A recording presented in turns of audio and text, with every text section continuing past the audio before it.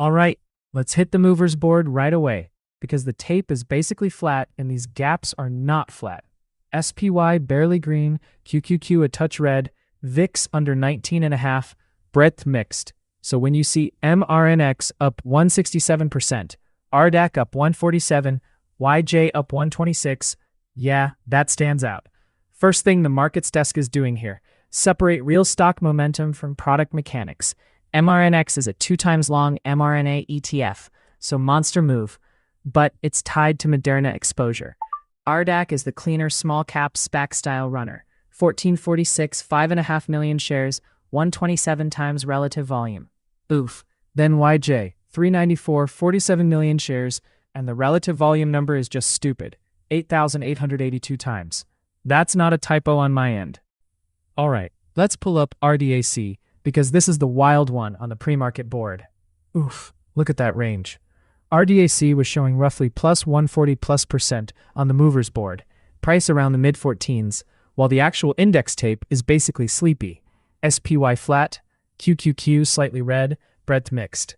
So yeah, relative move is massive, but the 1-minute chart is not clean upside. This opened up near 1774, tagged just under 18, then failed hard. Lower high, lower low, lower high, lower low. That's the whole morning. The flush got nasty through 16, then 15, and the real volume showed up on the sell candles. Low is 1243. Now it's trying to bounce back into 1450-ish. But let's be clear, that's a recovery attempt, not a confirmed trend change. Watch 1450 to 1460 right here. If that area can't hold, this bounce gets suspect fast. Now catalyst check. I'm flipping over to the news tab, and I'm not seeing a fresh press release sitting here explaining the spike. That matters. RDAC is a SPAC-style shell company, Rising Dragon acquisition, small market cap, China-based, and when these things move without a clean headline, the tape itself becomes the story. Relative volume on the board was huge, about 127 times normal, so traders are clearly involved. But no fresh company PR means I'm not going to pretend there's a neat fundamental driver.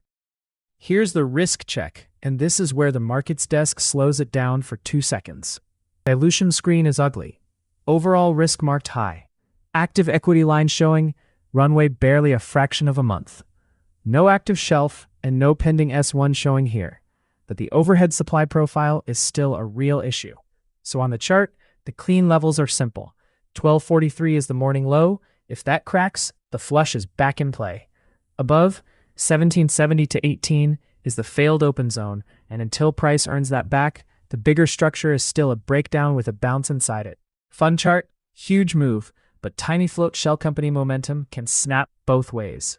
All right, let's pull up Moderna, because this is the big liquid biotech on the board and the chart is doing cartoon stuff. Daily chart first. Coming into this move, mRNA wasn't chasing fresh highs, it was basing. Old structure was low 60s support, mid 60s resistance, and that pullback from the prior run had lighter volume, not panic volume. So the setup before this morning was pretty clean.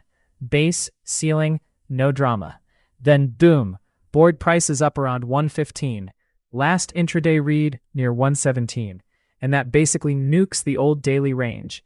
SPY's flat, QQQ's barely red, breadth is mixed. So this is not index beta. This is Moderna trading its own tape. Quick catalyst check on the news tab. The company stack we've got shows that FDA approval earlier this month for Mflusiva, Moderna's flu vaccine, plus the Phase 1 Ebola vaccine trial headline and the Q2 update from late July. I don't have a fresh same-minute headline sitting here that explains the entire gap, so I'm not going to make one up. When the chart moves like this, the markets desk goes tape first. Price, volume, and where the stock actually accepts after the spike. Now let's drop down to the 1 minute. Oof, look at that wick. This opened around 68.71, tagged a low near 67, and then ripped all the way to 130.27 in roughly 90 minutes. That's a monster move, and the volume did confirm it. We had multiple spikes north of 200,000 shares a minute during the push, so it wasn't just some sleepy print getting marked up. But here's the character change. After 130, the stock stopped making clean new highs and started basing lower, with the last read around 117. That 118 area is the shelf. Above 118, you can at least argue the pullback is stabilizing. Under 118, it's still cooling off from a parabolic move, and those can snap around fast. Scoreboard levels here. 130.27 is the high. That's where momentum has to prove it can actually reclaim the top of the move. Around 126 was the upper consolidation area, and 118 is the important shelf right now. Not a recommendation, just the tape. If mRNA can't accept back above that shelf, the move is still in digestion mode. If it reclaims and holds, then the chart gets a lot more interesting into the open. Remember, FOMC minutes are later tonight, but this morning, the macro tape is pretty quiet. Coming up, we'll swing back to the movers board, and YJ is on deck for a deeper hit. All right, let's pull up Apple. Mega cap check here, because QQQ is basically flat, and this one's parked right on a real decision zone. Daily chart first. AAPL is showing around 310.03, and this is not that biotech-style rip we've been chasing all morning.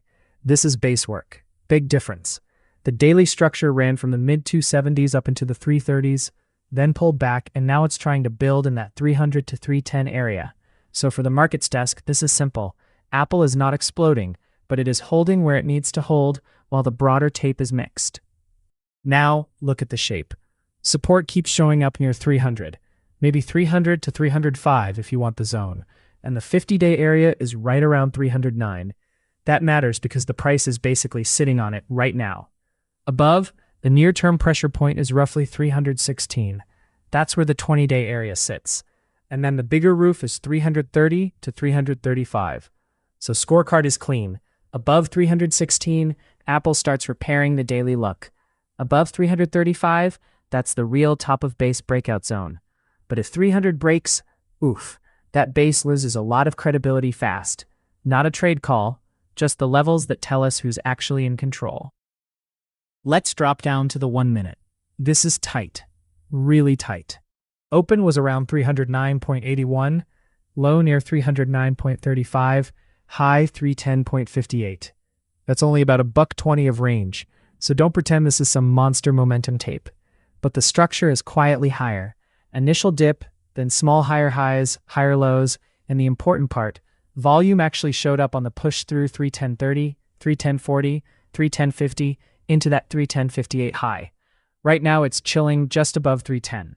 If buyers keep defending 310, fine, the intraday base is still alive. If 310.58 gets taken with volume, that's the first clean upside confirmation. Below 309.35, that's the morning low, and the whole little grind gets called into question. Quick catalyst check, so we're not just staring at candles in a vacuum. The freshest Apple press item here is mineral sourcing recognition from August 11th. Probably not the tape driver. The bigger recent fundamental anchor is the July 30th quarter. Revenue $109.4 billion, up 16% year over year, gross margin 50.1%, EPS 2.02, up 29%. That's why people still care about the base, even when the Nasdaq is sleepy. So Apple's not the loudest chart on the board, but it is a clean mega cap level chart. Coming up, we'll flip back to the movers board. Then we've got that YJ deep dive on deck. All right, let's hit the movers board again. The index tape is basically flat, but this board is not flat at all. SPY up a hair, QQQ slightly red, IWM barely green, VIX under 19.5. So when you've got MRNX up 172%, YJ up 141%, RDAC up 135%, and TNON up 108%, that is pure single name action. Oof, look at that stack. MRNX is still the headline percentage move. YJ just gave us that $4 hit we flagged earlier. RDAC is still trying to decide if it's a bounce or a trap. And TNON is quietly massive here. 13 million shares, 32 times relative volume, healthcare device name, high dilution risk. That's the board. Now we go chart by chart. First one, MRNX on the 1 minute. This is still the top print on the board at 85.26, up 172%. About 306,000 shares. And yeah, this is the leveraged mRNA exposure, so I'm not going to relitigate the product mechanics. The trade here is simple. Does the Moderna complex keep pressure on, or does the ETF start bleeding momentum? For me, the clean little tape check is the 85 area. If it starts living below 85, that's the first sign this top board move is cooling off. If it keeps accepting above that zone, then the squeeze energy is still there. But because it's a leveraged ETF, the candles can get jumpy fast. I want clean volume behind each push, not random air pockets. That's the difference between momentum and just a headline percentage number. YJ is the cleaner one to check right here, because that $4 level we flagged earlier, yeah, that got hit. Last board print is 4.1999, so call it 420, up 141% on 51.8 million shares. That's not normal interest. Relative volume is showing almost 9,700 times average, which is just insane. So the question now is simple. Is $4 acceptance, or was it just a pop and reject? With price still above 4, it's acceptance for the moment, but I don't want to see it start living under 4, and then especially lose 350. That 350 area is still my fade line. Below there, the character changes from momentum runner to people getting trapped on the backside. Medium dilution risk here too, so respect the tape. Thanks. Markets Desk. Breaking macro headline first. ProTerminal's newsroom is tracking comments from Philadelphia Fed President Patrick Harker. He says a rate cut is not on the table yet. What we know, the Fed tone is still cautious, even with some inflation cooling in the background. What we do not know yet is whether that's just one official keeping optionality or something the broader committee is lining up behind. And we're not going to pretend we know that before the wires give it to us. Market read right now is actually pretty contained. SPY around 768, basically green by a hair. QQQ around 717 and flat to slightly red. VIX at 19.46 and lower on the morning. So the tape isn't panicking, but rate-sensitive pockets, real estate, utilities, anything that lives on cheap money just got a little reminder that the Fed is not handing out dessert before dinner. Next headline, U.S. 10-year Treasury yields are spiking as bonds sell off. That matters because the 10-year is basically the market's mortgage rate, stock valuation rate, and corporate hurdle rate, all wearing the same trench coat. When investors dump bonds, yields rise, and that can pressure longer duration growth names because future earnings get discounted harder. Cross-asset check. TLT is sitting around 81.94, IEF around 93.08, and the dollar proxy is softer at 28.06, down about 0.3. Gold is higher too, around 400.73. So yeah, the dashboard is not perfectly clean. Bonds are trying to price tighter for longer, while gold and the dollar are telling you positioning is still messy. Very macro. Very annoying. Third one. Big tech earnings are lifting sentiment. The desk is seeing stronger results out of major tech, with Apple and Microsoft tied into that broader support story. Why it matters? If rates are leaning against valuation, earnings have to do more of the heavy lifting, and mega cap tech is still the group big enough to move the whole index furniture around the room. QQQ is only around 717.40 and slightly red. So this is not some clean, all-clear rally, but it does explain why the broader tape is holding up, while the Fed headline and the 10-year are both a little unfriendly. Coming up, we'll kick it back toward the movers board and see which single names are actually ignoring the macro noise. Thanks, Macro Desk. All right, YJ is the chart now. Look at this thing. Board had it around 530, up about 200%, while the tape is basically mixed. SPY barely green, QQQ basically flat red, breadth messy. So yeah, this is not market beta. This is its own little fireball. On the 1 minute, the available tape shows the ugly part first. Started near 227, flushed into about 203, and then boom, trend flip. Higher lows, bigger candles, volume shows up, and just goes vertical into 605. Current read is around 528, so it's off the high, but still miles above where the move started. Here at the markets desk, the thing I care about is not the headline percent move anymore. That part already happened. The question is, does it build or does it rug? Oof. Look at that upper wick into 6.05. That's the seller showing up at the exact spot everybody can see. So I'm flagging 6.05 above as the reclaim. If it can't chew through that, it's just a pullback inside a parabolic move. Underneath, 4.30 is the cleaner support area from the candle read. That's the cooling line. Above 4.30, bulls can still argue consolidation. Below 4.30, the character changes fast because this thing moved too far, too quickly. Relative volume is over 10,000 times normal on the board, so participation is real. But with a chart this steep, exhaustion can be real too. Now, catalyst check. Because with these small China consumer names, you really want to know if there's an actual headline or if it's just flow. Latest press release I've got is Yunji saying it reports first half 2026 results on August 20th. That's tomorrow, not today. I don't have a fresh same-minute press release explaining this spike. Company itself is social e-commerce out of Hangzhou, beauty, household goods, food, apparel, that whole specialty retail lane. Market cap is only about 21 million, shares outstanding about 4.9 million. That's the recipe for air pockets. It can move hard both ways. Risk page matters here quick. Dilution read is medium overall, but the important part, active equity line, is marked true. No active shelf, no pending S1 in the data, but an equity line being active means supply risk is part of the background. That doesn't mean it has to fade right now. The chart decides that. But it does mean you don't treat a small cap vertical move like a clean mega cap breakout. Back to the chart. Scorecard-wise, that earlier $4 flag already did its job. New live map is simple. 6.05 above is the lid, 4.30 below is the fail check. Coming up, we'll flip back to the movers board and see if this is still leading or if the next runner is taking the baton. Thanks, Markets Desk. All right, quick macro check. Because after all those single-name rockets, the index tape is basically doing the pre-market shrug. SPY's at 767.73, up 4 basis points. QQQ 717.42, basically flat to down a hair. IWM 300.66, up 0.14%. And VIX is actually softer at 19.47, down about 0.9%. So the headline here is not panic, it's digestion. No fresh 8:30 data bomb on our calendar feed.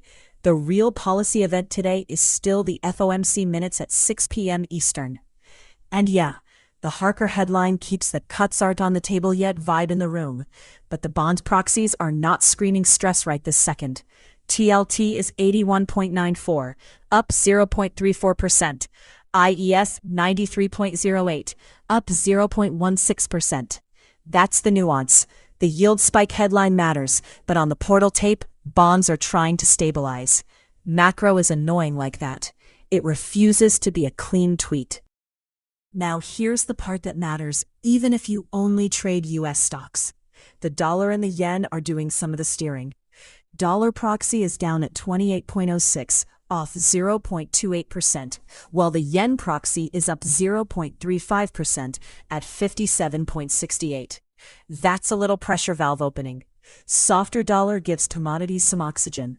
And sure enough, gold is green, 400.73, up 0.55%, while oil is also up, 131.11, plus 0.34%.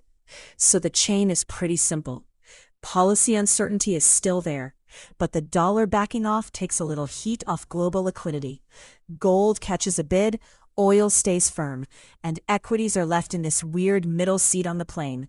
Not terrible, not comfortable. For SPY, the clean intraday range from the tape is 767.40 support to 768.10 resistance. Until one side breaks with real volume, the macro desk is calling this a holding pattern, not a victory lap. Okay, last piece of the macro board here. Crypto proxies are giving you a tiny little risk appetite check, but it's not exactly a clean green light read. Beto's red at 870, down about 1/3%, while coin is basically flat at 146.26, and MSTR is actually green, up 0.4 around 92.92. So yeah, crypto-linked equities aren't falling apart, but the actual Bitcoin proxy is a little soft. Tie that back to the rest of the tape.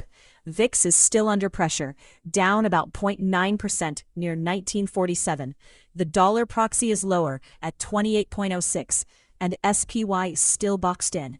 768.10 on the upside, 767.40 underneath. That's the intraday line in the sand for me on the index chart. Above 768.10, maybe the tape wakes up. Below 767.40, that quiet range starts getting a little less friendly. Calendar-wise, keep the radar clean. NBA mortgage rate at 11, EIA crude and gasoline at 2:30, and then the big one, FOMC minutes at 6. Until then, this is still a chop tape, not a trend tape. All right, macro radar set. Let's hand it back to the live tape and see where the actual action is. Thanks, Macro Desk. All right, Markets Desk is back on the movers board. And yeah, this is still not an index tape story. SPY's barely green, QQQ's basically flat red, IWM's up a hair, VIX is down. Bread mixed. But look at this board. YJ's still sitting on top, up about 220 at 556, 62 million shares. Relative volume over 11,000. That's insane tape. MRNX next, up 175 around 86. Then RDAC, TNON, mRNA, all still huge. And don't ignore the red side either. PFSA down 46, WETO down 30. So the game here is simple. Board first, chart second, no storytelling unless the candles agree. Let's go straight to YJ, because the board leader still has the steering wheel. 1 minute chart. Price is around 556, up 200+%, and the volume is the whole story. 62 million shares versus a tiny normal baseline. We already put the $4 area on the scoreboard earlier, and that one hit. So now I'm not chasing the headline number, I'm watching acceptance. 605 is still the high reclaim level. 430 is still the fail check. In between there, if the candles keep holding above 5 and the pullback stays shallow, bulls are still defending it. But oof, if you start seeing upper wicks stacking under 605, that's not strength, that's supply showing up. Small cap China retail name, medium dilution risk in the background. This can move both ways brutally fast. MRNX next. 1 minute chart up. This is the leveraged mRNA linked one, so I'm treating it like a momentum read, not some clean fundamental story. The number I care about right here is 85. It's trading around 86 and change on the board, so it's still above that line, but you can see the move isn't as vertical anymore. That's the difference. Above 85, still holding the open impulse. Start losing 85 and this goes from runner still alive to, okay, momentum's cooling off fast. Volume is there, but don't chase the headline percentage on this one. Just watch whether buyers defend that 85 shelf or whether it starts leaking back through it. Now, RDAC and this one, totally different risk profile. SPAC/shell name, high risk tape, big percentage move, and it's sitting around 1323 after being way hotter earlier. The reclaim spot is 1350. That's the line I'd score it against. If it can't get back over 1350, then this is still a failed pop setup. Sellers are controlling the bounce, and you don't want to pretend it's strong just because it's still green triple digits. But if it firms up and reclaims 1350 with actual 1 minute volume, then okay, the bounce has some structure again. Right now though, 1320 area is decision time. Either it bases, or this thing starts acting like a fade. TNON now. This is the $11 test for me. We've got 10 in medical trading right around 1110, up about 104%, and the volume is not fake on the board. 13.8 million shares versus about 400,000 average, so roughly 34 times normal volume. But here's the catch. High dilution risk, medical device small cap, market cap under 8 million. So yeah, the move is loud, but the risk is loud too. I'm scoring this off the $11 line. Above 11, buyers are at least trying to defend the breakout area.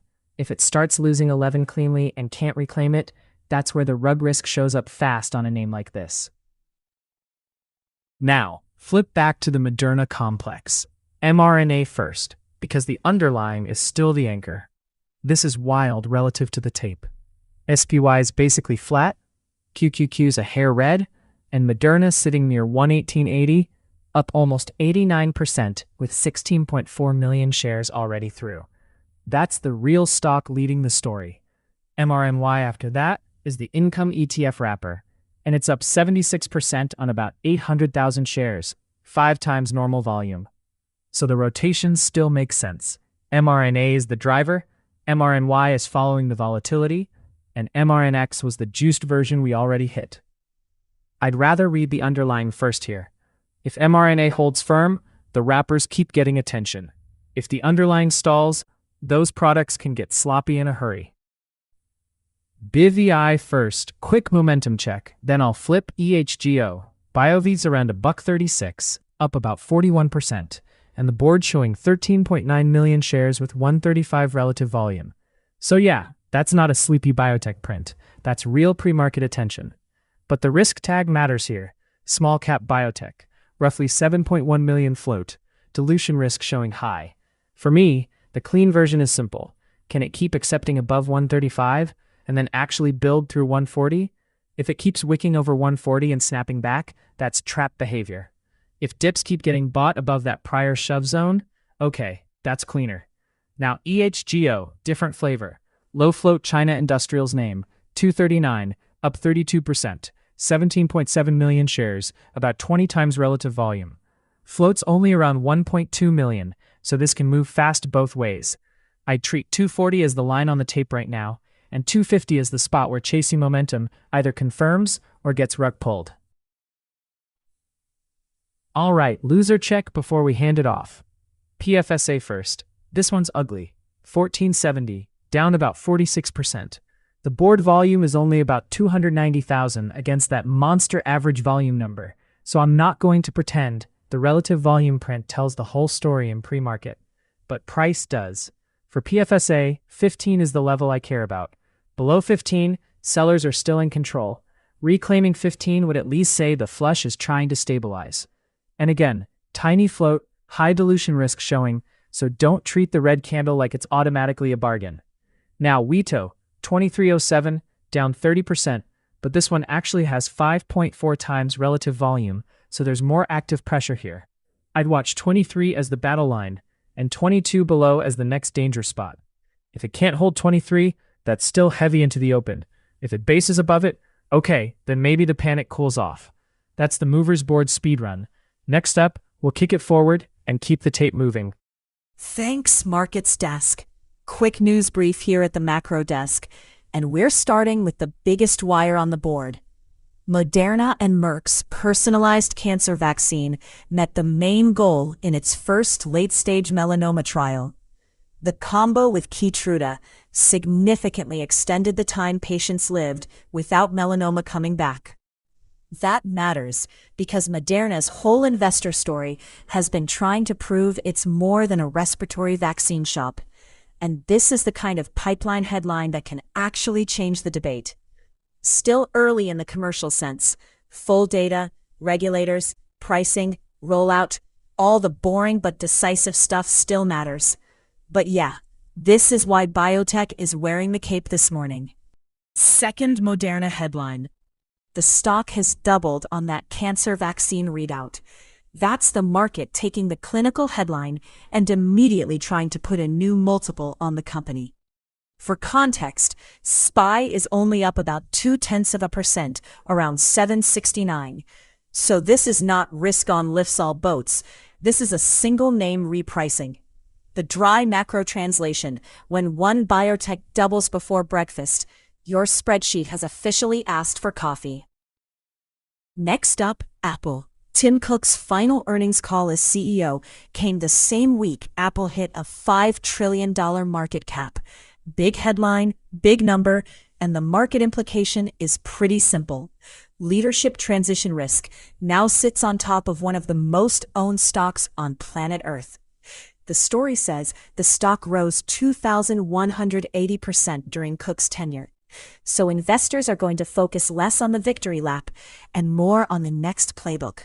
Services, AI, China, capital returns, and whether the successor can keep that premium valuation glued together. At $5 trillion, the margin for meh is not exactly generous. Microsoft's key headline. Satya Nadella says Microsoft's own AI chips are driving up to 40% efficiency gains versus relying only on OpenAI technology. That matters because AI demand is great, but AI costs are the toll booth.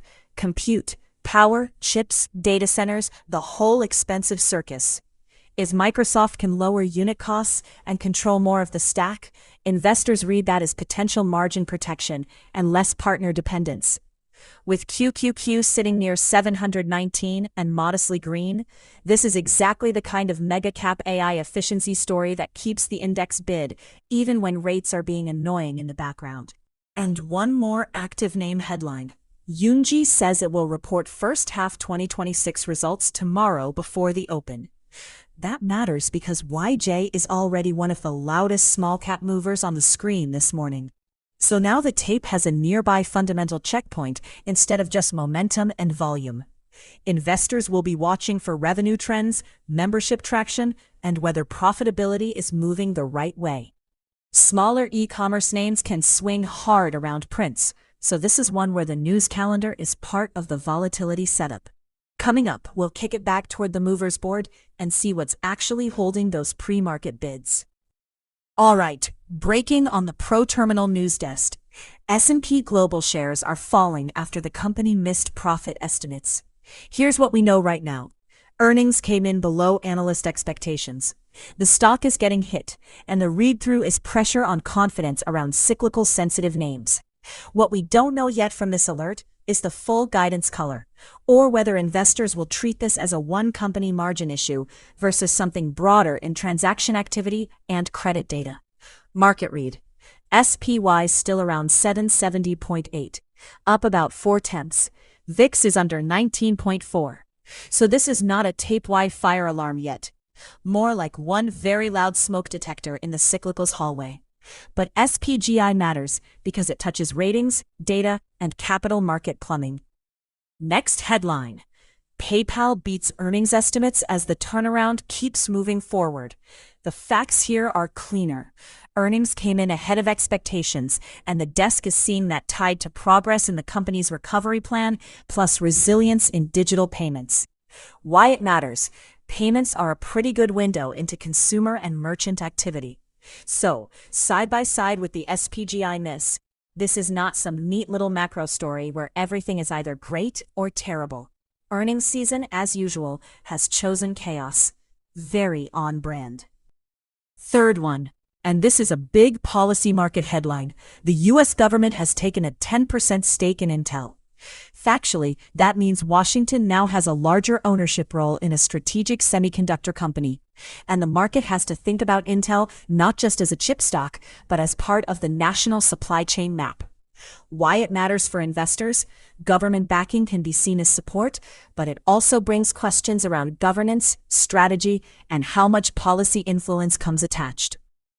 QQQ is still green by about 0.4, so broader tech isn't rejecting the headline this morning.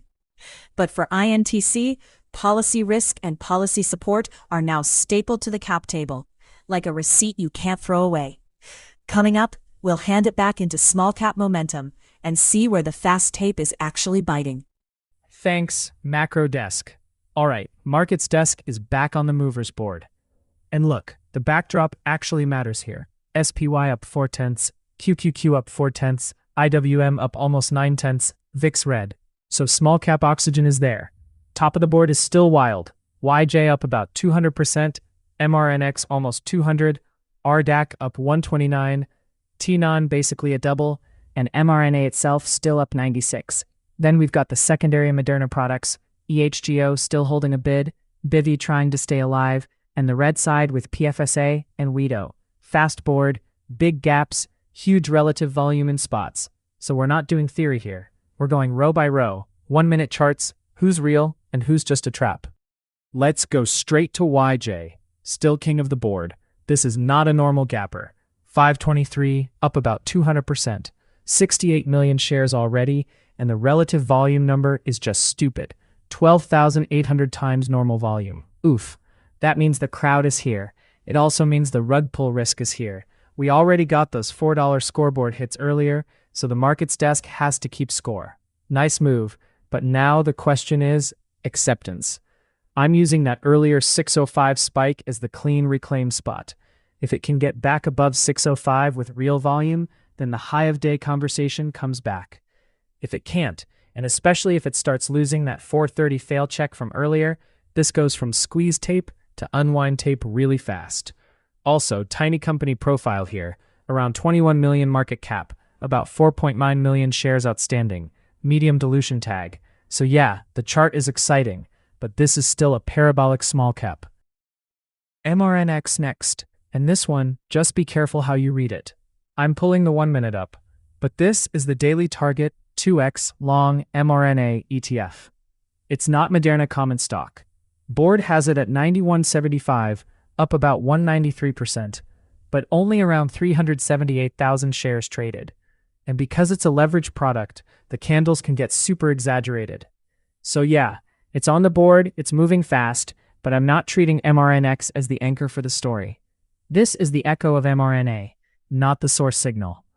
If it starts whipping candle to candle, that's exactly what these derivative products do when the underlying is going nuts. Now, RDAC. This is the one where that 1350 line mattered, and there it is, we got the hit.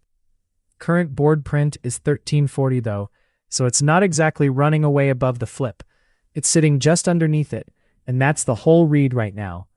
SPAC/shell company squeezes can look insane on the way up. This thing's still up about 129%, 5.8 million shares, relative volume over 134 times, and the float's only about 4.3 million. But if 1350 becomes resistance instead of support, that turns from breakout energy into failed reclaim energy pretty fast. If it can get back above 1350 and actually hold there, the squeeze stays alive. If it keeps rejecting right here, then the tape gets way more two-sided. And remember, this is a high dilution risk shell name, so I'm reading the level, not chasing the headline percent. TNON now, and I don't want to rehash the whole move, because we already know the headline number is wild, 1094, up basically a double, 14 million shares, 35 times normal volume. The only thing I care about on this 1 minute is that $11 area. See how it's right there, just above the current print. If TNON can actually reclaim 11 and hold it for a few candles, that tells you buyers are still paying up after the first chase. If it keeps wicking into 11 and getting stuffed, that's sellers capping the tape. And with this being a tiny healthcare device name, high dilution risk, recent filings on the board, you've got to respect how fast these can flip. So yeah, TNON, watch 11. Above it, momentum looks cleaner. Now I want to do the Moderna rotation the right way. First, the actual stock, mRNA, not the wrappers. This is the anchor. Board has Moderna at 123.56, up 96%, 18 million shares, about 2.5 times normal volume. So that's not some tiny float weirdness. That's real institutional-size biotech volume hitting the tape. On the 1 minute, I'm looking for whether it's holding the body of the move or if it's just a giant gap and fade attempt. If mRNA stays firm, then the products tied to it keep getting dragged along. And that's where MRNY comes in. Switching over now. YieldMax mRNA Option Income ETF, $28.99, up 85%, nearly 6 times relative volume. Just remember, MRNY is the follower here. It's not the clean read on Moderna's equity demand. It's a structured income product tied to the mRNA story. So I'd keep the focus on mRNA for the actual signal, and treat mRNY more like the echo on the board. Alright, last pass here. EHGO first, then BIVI, and then we'll flip the board and check the downside names. EHGO sitting 286, up 58%, and this is the classic tiny float momentum look. About a 1.2 million float, 29 million shares traded, relative volume over 33 times. So yeah, there's real tape here, but the line I care about is 250. Above 250, the move still has confirmation. Lose that area, and suddenly it's just another small cap spike, trying not to round trip. Now BIVI, 131, up 36%. Volume's huge versus normal, but it's still under that 140 momentum line. That's the difference. EHGO is holding above its confirmation zone. BIVI still needs to reclaim 140 before I'd call the tape truly clean. And remember, both of these have high dilution risk, so don't fall in love with the candle just because it's green. Now downside board.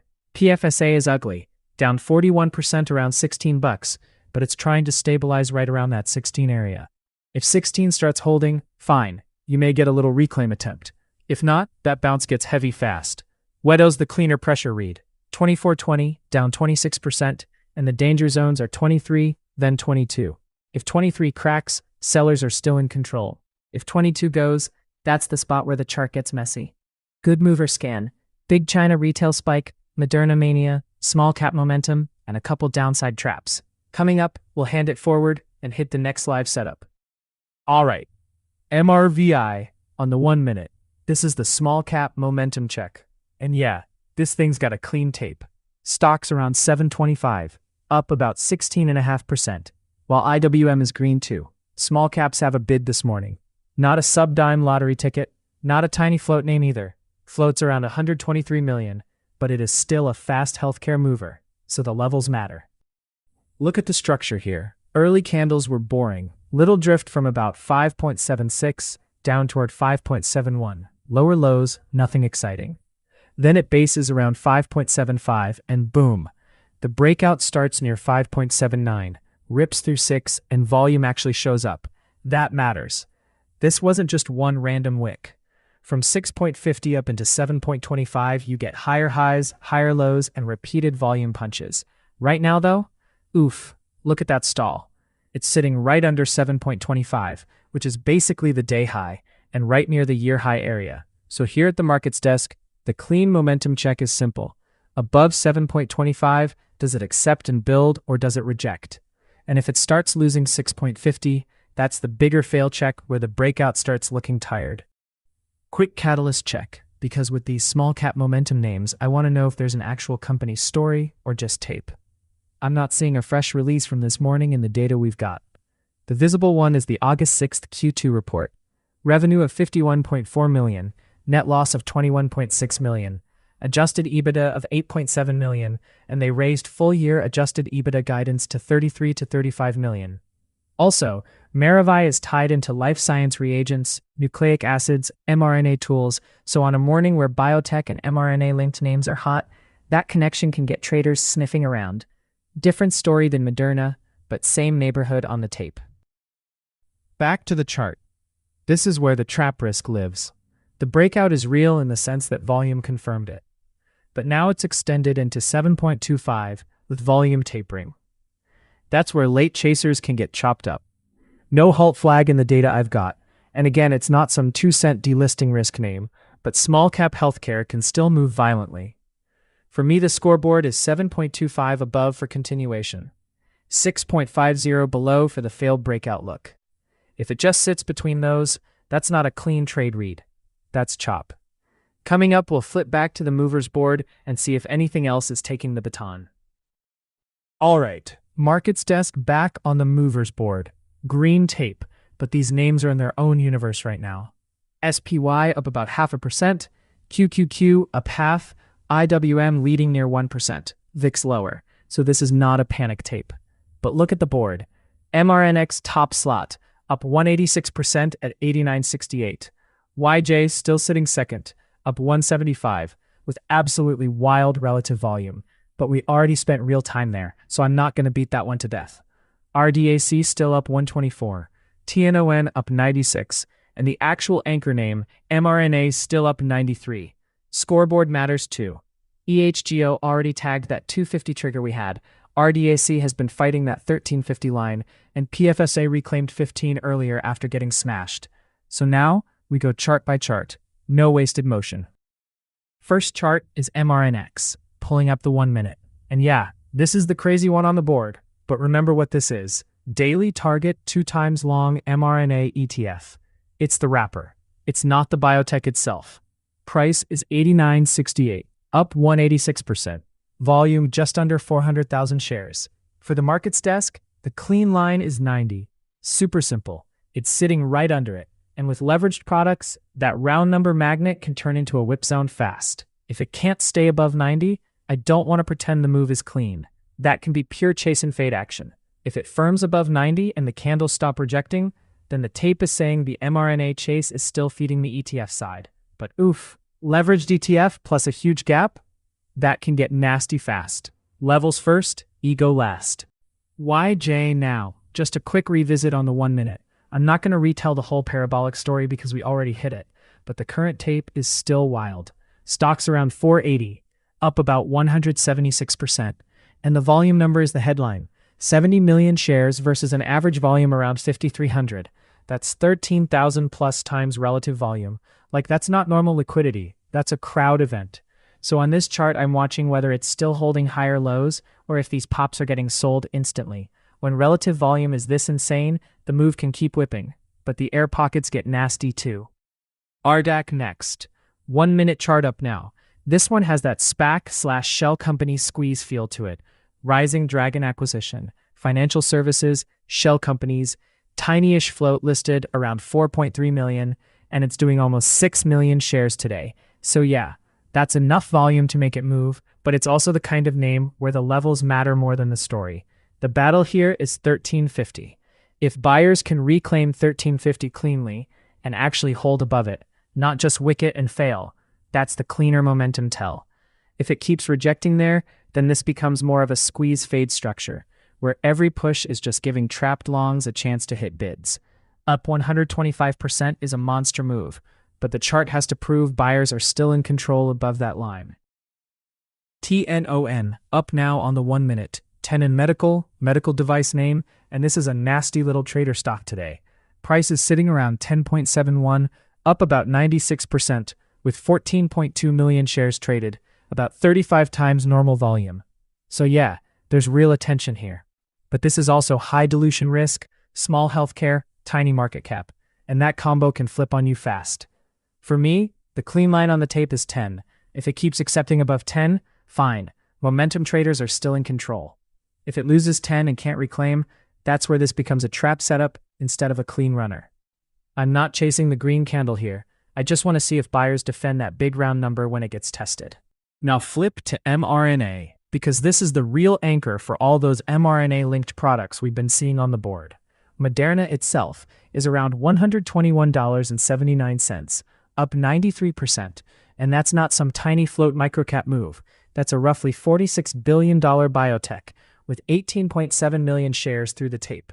Relative volume is only about 2.6 times, which sounds tame compared with the small cap insanity, but on a mega biotech, that's still a big move. Now MRNY is the follower here. Let me pull that up. YieldMax's mRNA option income ETF, up 82%, around 28.46, almost a million shares. Relative volume near 5.9. So when you're sorting the board, this matters. mRNA is the actual driver. mRNY is the product reacting to the underlying and its option structure. If mRNA stalls, these products can lose that clean follow-through really quickly. So I'm treating the common stock as the tell, not the ETF as the leader. Alright, last lap on the board here. EHGO first, because that 2.50 area we flagged earlier did get taken out. And now the 1 minute is trying to see if it can actually hold the higher zone instead of just doing the classic low float spike and fade. This is eShalgo. Tiny float around 1.2 million, high dilution risk showing, but the tape is real today. About 31.8 million shares and up roughly 61%. Now BIVI, this is still the cleaner one for me structurally if it can get above 1.40 and stay there. It's at 1.32, up about 37%, but the relative volume is the headline. 140 times normal volume. Under 1.40, it's still chop. Above 1.40, that's the confirmation zone we keep on the board. Quick check on VRAX2. Healthcare follow-through, up around 40%, but only 1.37 relative volume, so I'm treating that more like a continuation watch, not the same insanity as YJ or BIVI. And then PFSA on the red side, down 38%, sitting around $17. High dilution risk, tiny float, and for now this is more about whether the selling stabilizes than trying to call a bottom.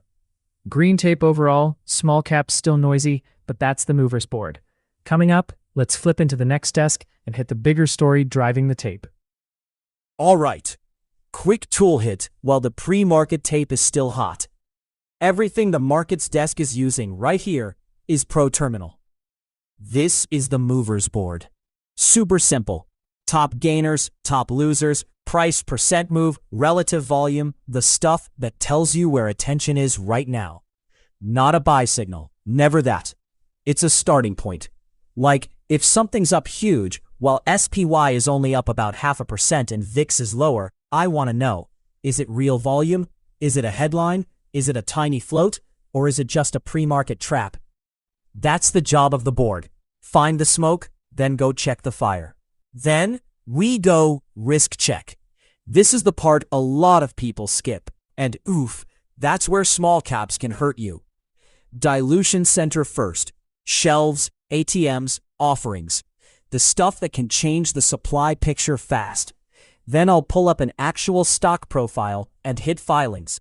Because if a name is running, I want to know what the company recently told the SEC. After that, insider trades. Not magic, not a signal by itself, but context. Who's filing, what's fresh, what's stale. Data can be incomplete or delayed, so you still verify, but this keeps the workflow tight. Thanks, Markets Desk. Quick market minute for anyone just joining. It's 9:06 a.m. Eastern. We're still pre-market, and the tape is green, but not exactly confetti cannon green. SPY's at 770.3, up 0.37%. QQQ's 720.5, up 0.41. Small caps are actually leading here. IWM 302.5, up 0.74. VIX is down about 1% at 19.44, so the risk thermostat has cooled a little. But breadth is mixed, and that matters. The index level looks fine. Underneath the hood, it's still a bit of a junk drawer. The macro story is pretty clean this morning. Bond ETFs are catching a bid, dollar is softer, and that gives equities a little oxygen. TLT's up 1.37% at 82.78. IEF up 0.34 at 93.25, and the dollar proxy is down 0.43 at 28.02. That's the growth stock-friendly cocktail. Lower rate pressure, weaker dollar, risk can breathe. But it's not pure risk on. Gold is up 1.58% to 404.84. Yen's up 0.85. Oil is basically flat at 130.64, and crypto-linked names are firm, with Coin up 1.14 and MSTR up almost 2%. So yeah, risk on, but wearing a helmet. Big stories driving the day. FOMC minutes hit at 6 p.m. Eastern. No Fed crystal ball from the macro desk. Just watch the reaction. And the Moderna-Merck vaccine headline is still lighting up healthcare and biotech. Coming up, we've got another market movers scan, then a macro data beat, and my quick watchboard is CQQQ holding that 720 area, VIX versus 20, and oil into the EIA inventory print at 230. Thanks, Macro Desk.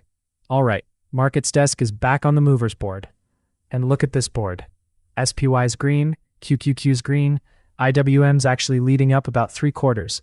VIX is lower, so yeah, risk appetite is there. But breadth is still mixed, so I don't want lazy chasing. I want volume, clean levels, and names that keep bidding after the first flush.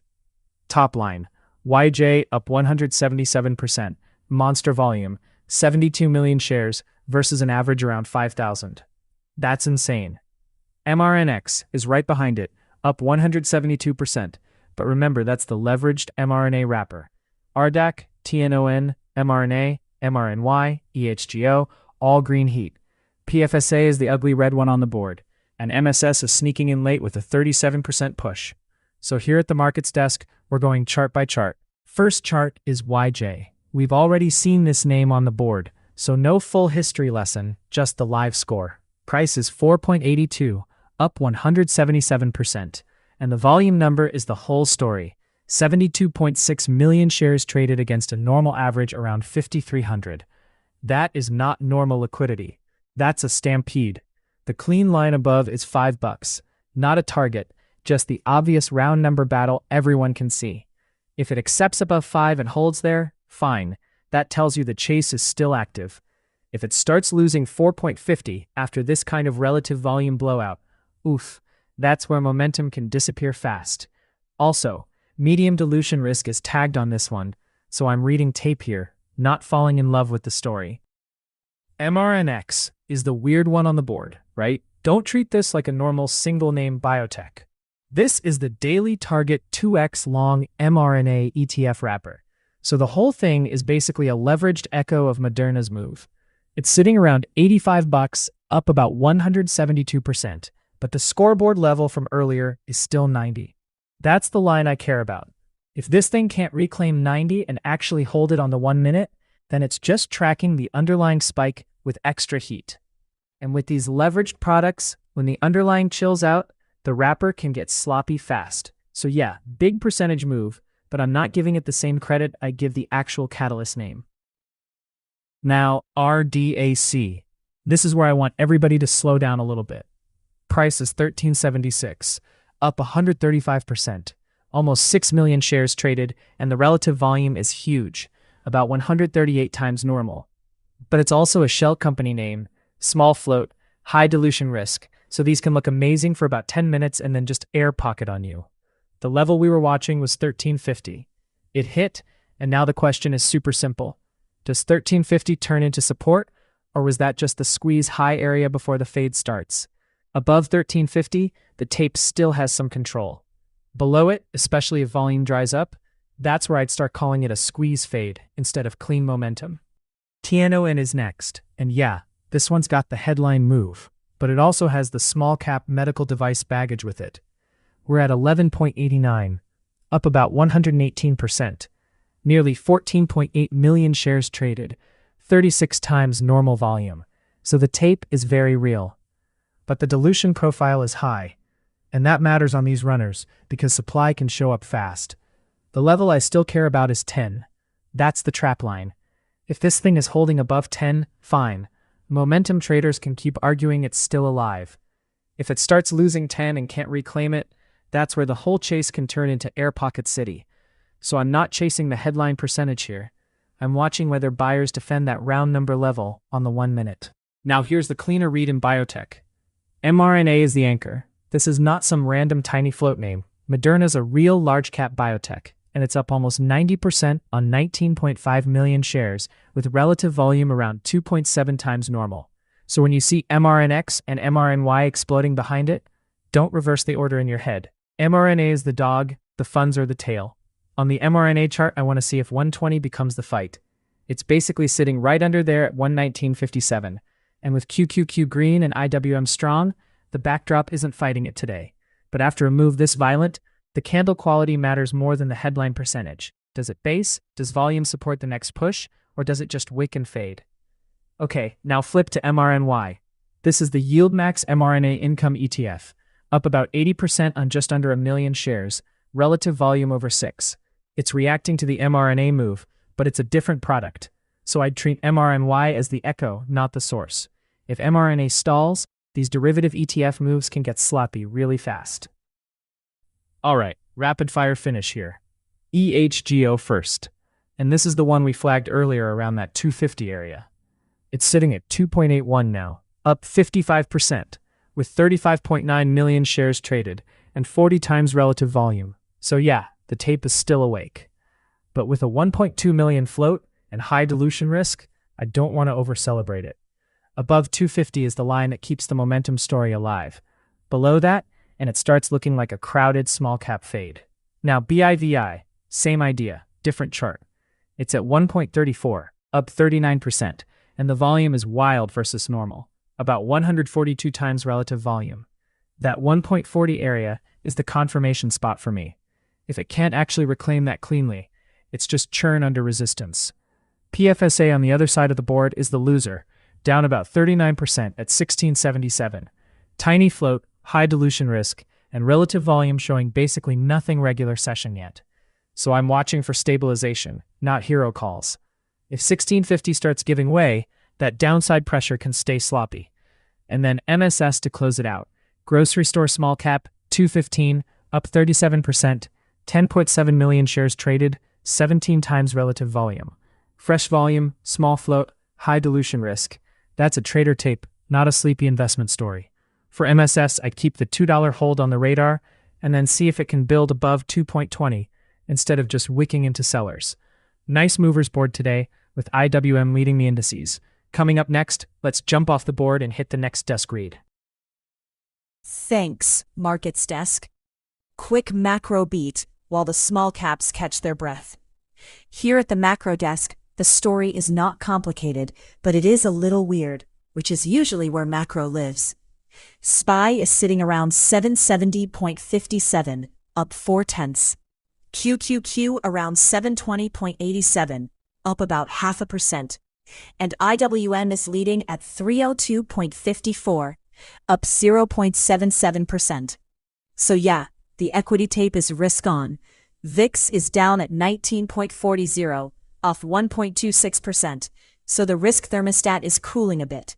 But breadth is still mixed, and that matters. This is not one of those clean everything green high-five the screen mornings. It's more like stocks are happy, bonds are bid, the dollar is softer, and the hedges are not being thrown in the trash. That's the macro cocktail right now. Risk appetite, but nobody has fully left the bunker. The tell outside equities is the bond and dollar combo. TLT is up 1.37% at 82.78. IEF is up 0.34% at 93.25. So duration has a bid across the curve proxies. That gives growth stocks a little more oxygen. Lower rate pressure is like opening a window in a room full of mega cap tech.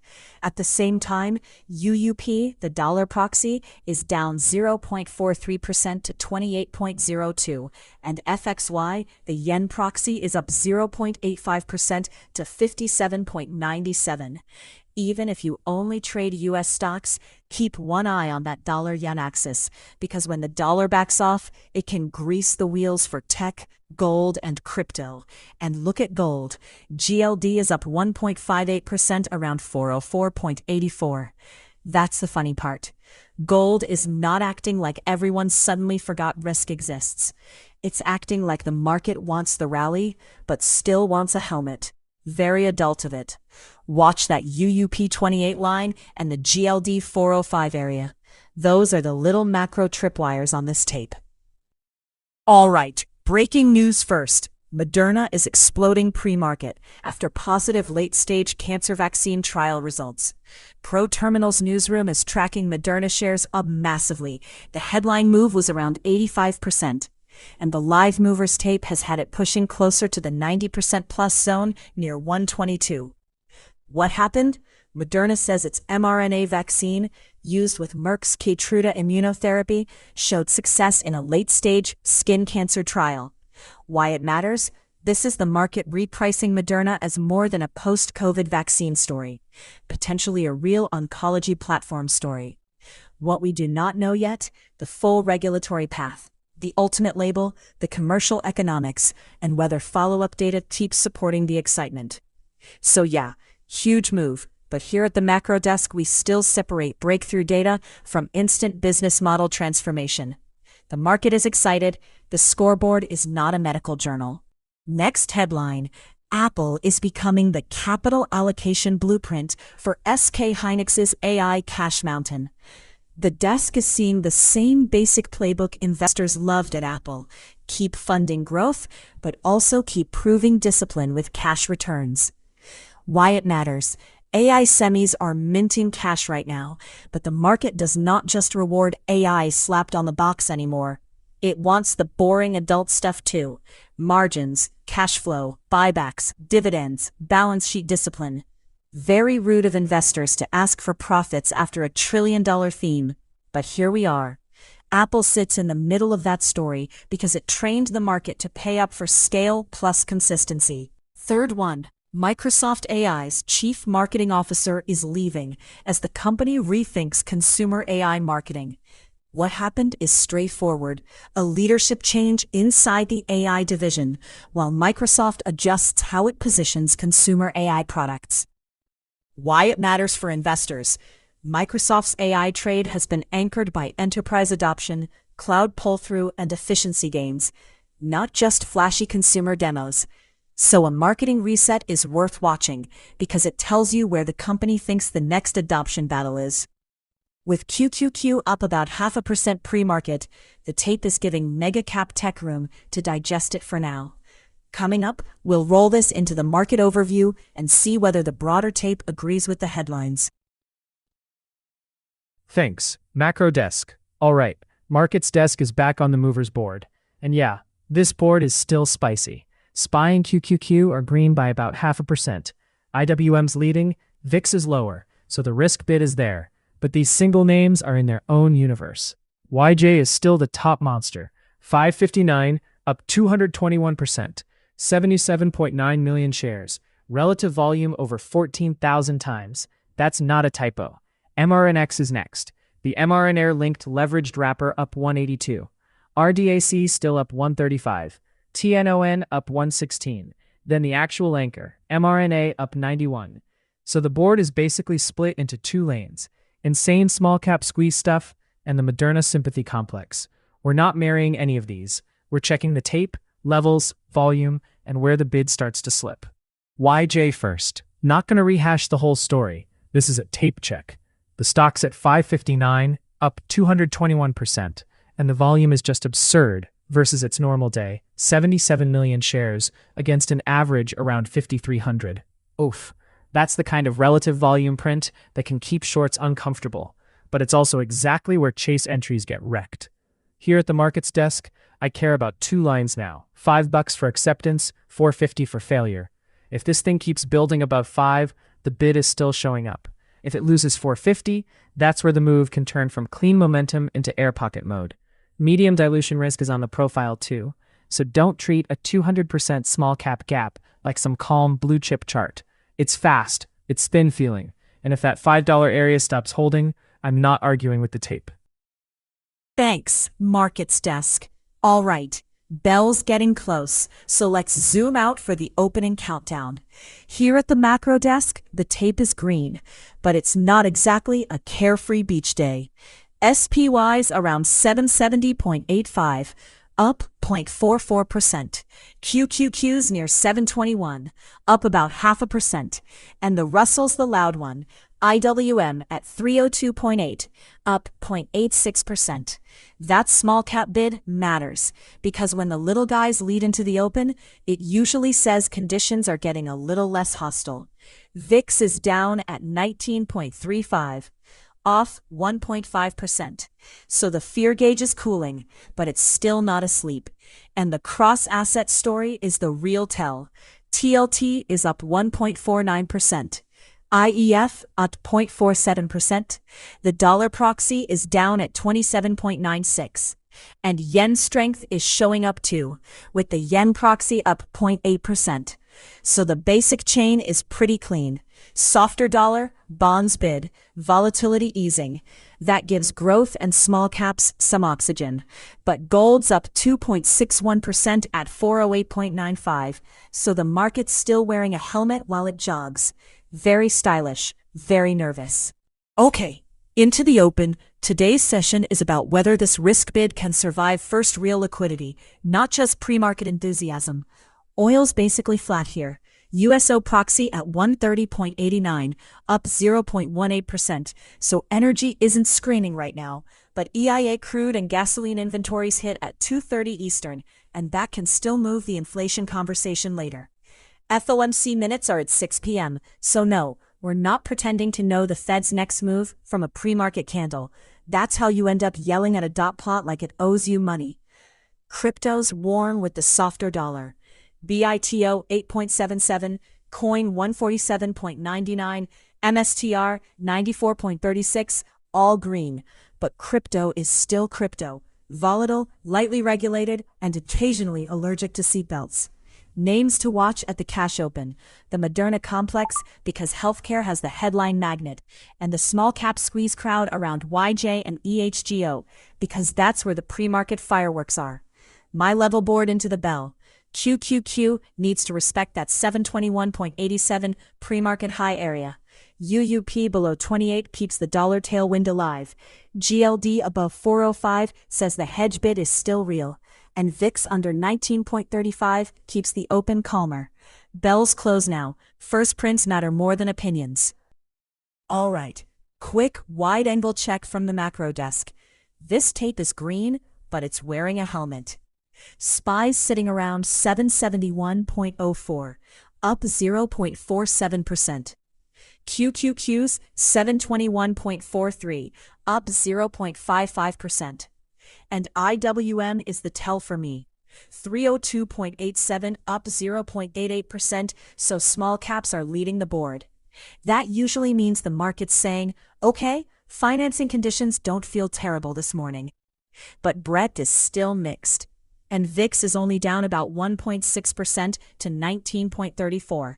So this is not champagne at 9:23 risk on. It's more like everybody came to the party but kept their sneakers on. The chain is pretty clean. Softer dollar, bonds bid, vol lower, equities bid. That helps duration-heavy growth, helps the speculative pockets, and takes pressure off the Russell end of the pool. Thanks, Macro Desk. Quick stock whisperer check on the paper book. This is the show's simulated paper trading portfolio, and the BAYL move did what we wanted pre-open. We were short from 992, BAYL sitting around 912 on the screen, so roughly 8% in our favor. I just covered 150 shares into that weakness. Not trying to be a hero before the regular session volatility hits. The key point, when a short pays you before the bell, you can reduce exposure and make the next decision clear. We still have 150 shares short showing here, with about $120 of open unrealized profit on the remaining piece. Now the bracket matters. For the remaining BALY short, the stop is sitting at 930. That's the line where I don't want to let a pre-market winner turn sloppy.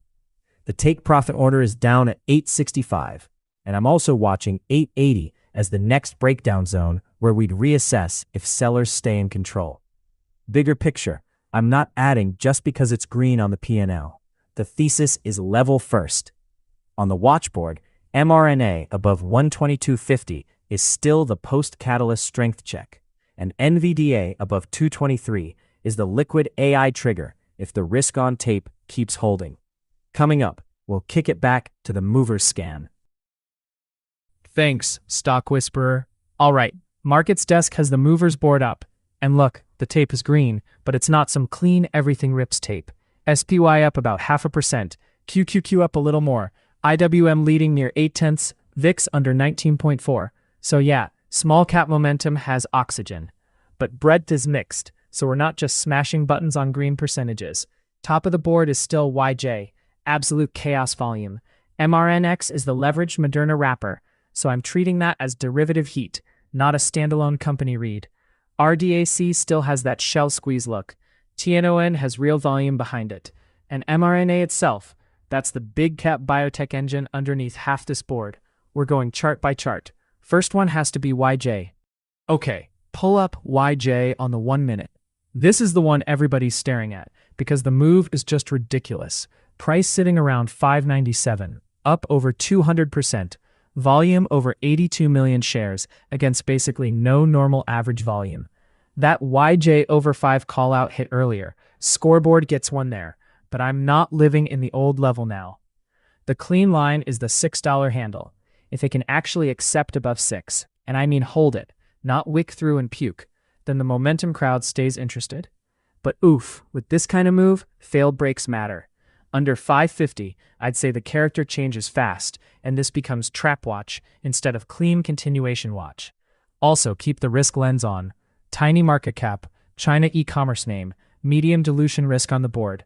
Fun chart, violent chart, not something to treat casually. Now, mRNX. This is the leveraged mRNA wrapper, so don't treat this like a normal single-name biotech chart. Around $87, up 178%. Volume a little over 437,000, and the whole point here is it's amplifying the Moderna move. The line I care about is still 86. We don't need to redo the whole mRNA catalyst here, just watch the heat. If mRNX keeps holding above 86, buyers are still willing to pay up for the levered exposure. If it starts slipping under 86 and can't reclaim, that's the first real sign the ETF side is cooling, while people back away from the most juiced-up version of the trade. Flip RDAC next, because this one is a totally different animal. Shell company squeeze check. Price is sitting about $13.66, up 133%, and that's on 6.1 million shares with roughly 140 times relative volume. Float's just about 4.26 million. So yeah, it can move fast, but that also means the bids can disappear fast. The spot I'm watching is 13.50. Not because it's magic, because if the bid quality keeps showing up there, shorts and late feints have a problem. But if 1350 starts slipping, especially with those quick red 1 minute candles, That's where the squeeze can turn into air pockets really fast. And with high dilution risk on the board, I'm not chasing the story blindly here. I'm reading the tape. TNON next. And this is where I slow down a little bit, because yeah, it's up a ton. But this is a medical device small cap with high dilution risk on the board. Price is right around $11.53, up about 112%, and the volume is real. 15.4 million shares already versus about 400K average. So the tape is active, no question. But the level is super clean for me. 1150 is basically the decision line right now. If this keeps accepting above 1150, then traders are going to keep staring at that 12 area as the next momentum check. If 1150 starts rejecting and candles keep closing back under it, that's where this can turn from breakout looking to trap looking really fast. Small cap medical device names can move, but with high dilution risk, you don't marry the green candle. You watch whether volume keeps confirming. Now go to mRNA, because this is the real engine behind those wrapper moves we just saw. Moderna is not some tiny float squeeze. This is a $48 billion biotech, and it's still up around 92%, with 21.4 million shares traded. Relative volume's about 2.9, so it's elevated, but it's not the same cartoon number as YJ or EHGO. That matters. On the 1 minute, I'm watching whether this is still building higher lows or whether it starts going sideways after that huge repricing. And now, quick flip to MRNY. This one is the YieldMax mRNA Income ETF, so it's not the same thing as owning the underlying biotech story. It's up about 82% with just over 1 million shares traded. Relative volume near 6.8. Nice move, but again, that's derivative exposure around mRNA, so I'd read MRNY through the mRNA tape first. All right, last little rotation here, hit EHGO first. This was the cleaner prior momentum hit versus some of the slower names on the board. 2.76-ish, up about 52%. And the big thing is the volume. 38 million shares, roughly 43 times normal, on a name showing only about a 1.2 million float. So yeah, that's why it can move like this. But same small cap rule. If it loses the area where volume came in, these can go from clean to nasty real fast, and the dilution tag is high. So don't treat the percentage gain like it's the whole story. Now flip Femi, totally different read. It's green, around 3.07, up almost 40%, but relative volume is basically normal, about 1 times average, and the float is way bigger. So compared to EHGO, this is less of that air pocket low float squeeze profile, and more of a healthcare name just catching a bid. Quick red board check. PFSA at 1670 is still down about 39%, and the relative volume is tiny versus its usual monster average. So this is stabilization watch, not momentum chase tape. Then BIVI, biotech momentum check. 130, up 35%, 15 million shares, almost 147 times average volume. That's the kind of board read I respect, but it's still biotech, low-priced, high dilution risk, so levels matter more than opinions. Good movers scan. Green indices mixed under the hood and small cap heat everywhere. Coming up, we'll shift from the board into the next story set and see what news is actually backing these moves. All right, quick tool break. Here's the ProTerminal workflow we're using right now before the bell. This movers board is where the market's desk lives. Top gainers, losers, price, relative volume, market cap, all in one shot. And look, this is not a buy signal board. It's a research board. Green row means, okay, something's moving. Now the job is, why is it moving? How much volume is real? And does the chart back it up? Then, boom. One click into the 1 minute terminal chart. This is the part I care about. Candles, wicks, volume bursts, where the bid actually showed up. Oof, if a runner spikes and immediately leaves a nasty upper wick, you see that fast. If it holds a level, builds higher lows, and volume comes in again, you see that too. Same tape we've been reading all morning, just clean and fast. Now here's the risk side. And this is huge for small caps. The dilution center.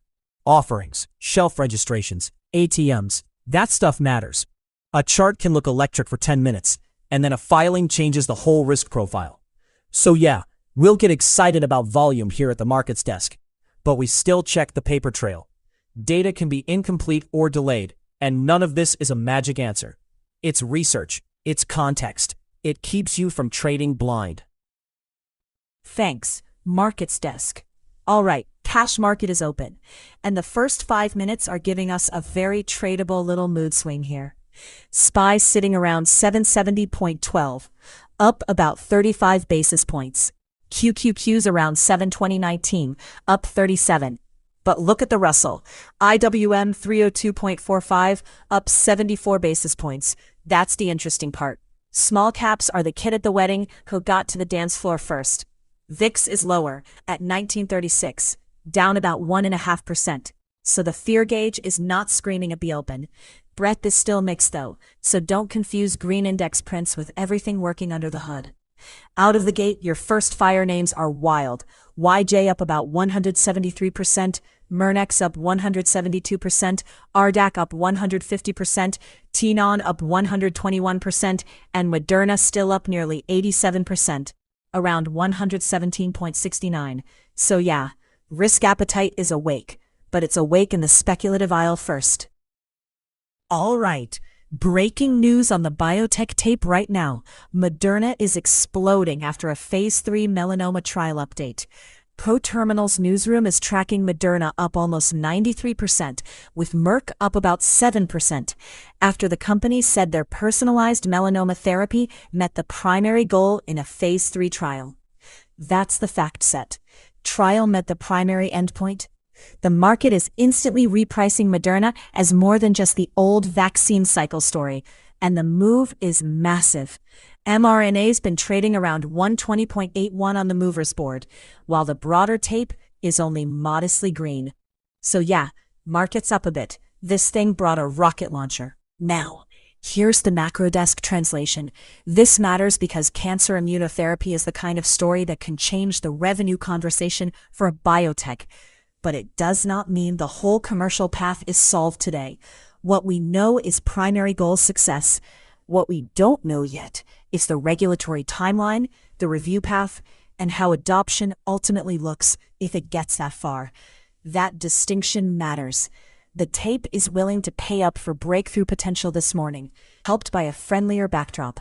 VIX around 1938, dollar proxy still under that 28 area we've been watching. But biotech can still turn into a paperwork marathon after the champagne. Also keep an eye on that existing mRNA 122.50 strength confirmation level from earlier. Above that, the tape is saying buyers are still accepting the new range, not just chasing the headline spike. Second brief. Tenon Medical announced a 1-for-35 reverse stock split. That's a mechanical share consolidation. Fewer shares outstanding, higher per share price. Same pizza, just cut into fewer slices. Why it matters today is Tenon was already one of the wild movers. Last shown around $12.79 and up more than 130%. So traders are going to mix the split mechanics with the momentum tape. Just be careful reading too much into the split itself.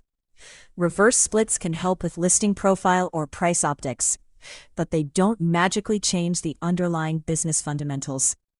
Coming up, we'll swing back into the market overview and see if this biotech bid is actually spreading, or if it's just Moderna stealing the microphone. Thanks, Macro Desk. All right, Markets Desk is jumping straight to the movers board. Green index tape, but mixed breadth, and small caps are still doing most of the yelling. IWM up about 3/4, QQQ barely green. So when this board has MRNX up 178%, YJ up 173%, RDAC up 150%, TNON up 126%, oof, that's not normal market beta. That's event tape, squeeze tape, and some very sketchy liquidity pockets. We're going top down, then charts one by one. MRNX at the top, YJ still ridiculous volume, RDAC is the shell company runner, TNON is still above those decision lines we flagged earlier, and mRNA is the real biotech engine underneath a lot of this. First chart, mRNX. And yeah, this is wild. Up 178% at 87.14, but keep the wrapper hat on. This is the daily target 2x long mRNA ETF, so it's amplified mRNA exposure, not a clean operating company chart. Volume is just under 500,000 shares, so the candles can move hard on not a ton of actual prints. For the markets desk, 87 is the tape check. Above 87, it's still holding near the top of the board, and the bid hasn't fully blinked. Under that, if it can't snap back fast, attention can rotate to mRNA itself or the cleaner high-volume names. No victory lap here. Wrappers can trade nasty, spreads can get goofy, and this is exactly where chasing green candles gets people clipped. Next one is YJ, and this is the first actual single-name squeeze on the board that's got monster tape behind it. We're at about 4.75, up roughly 173%, and the volume number is just stupid. 89 million shares versus an average volume around 5,000. That's not a typo. So the chart question is really simple. After that push toward the mid-5s and the flush off 550, is this building a higher low, or is it just bleeding out while everyone stares at the percentage gain? For me, 4.75 is the little intraday pivot right now. If it keeps accepting above that area, fine, the bids are still there. If that starts slipping and every bounce gets sold under 5, then you know the crowd that bought the breakout is getting trapped. Also, YJ does have dilution data on the board, medium risk, so with a microcap China e-commerce name ripping on 16,000 times relative volume, you respect the move, but you don't treat it like a clean blue chip trend. Now, RDAC. Totally different flavor. This is Rising Dragon Acquisition, so we're in shell company land, and that matters. It's up about 150%, trading around 1462, volume a little over 6.1 million shares, relative volume about 143 times normal, and the float on the board is only around 4.3 million. That's exactly the kind of profile where the headline percentage looks amazing, but the actual tradability can get nasty fast. I'm watching the tape here for bid quality more than the green number. Do pullbacks get absorbed, or do they just air pocket $2 because there's no real liquidity underneath? Around 14 is the sanity check zone for me on this 1 minute. If it's above there and reclaiming quickly, okay, still squeezed. If it loses 14 and can't get back, that 150% headline can fade way faster than people expect. High dilution risk is also on the board, so this is not one to blindly chase just because it's second or third on the scan. TNON's the one I want to recheck, because we already had 2 decision lines on this thing, 1150 and then 12. And right now, at 1232, it's technically doing the thing bulls wanted. It's above 12, volume is real, 17.7 million shares, 44 times normal volume. So my first grade is, yeah, that's acceptance above 12 for now. But here's the catch.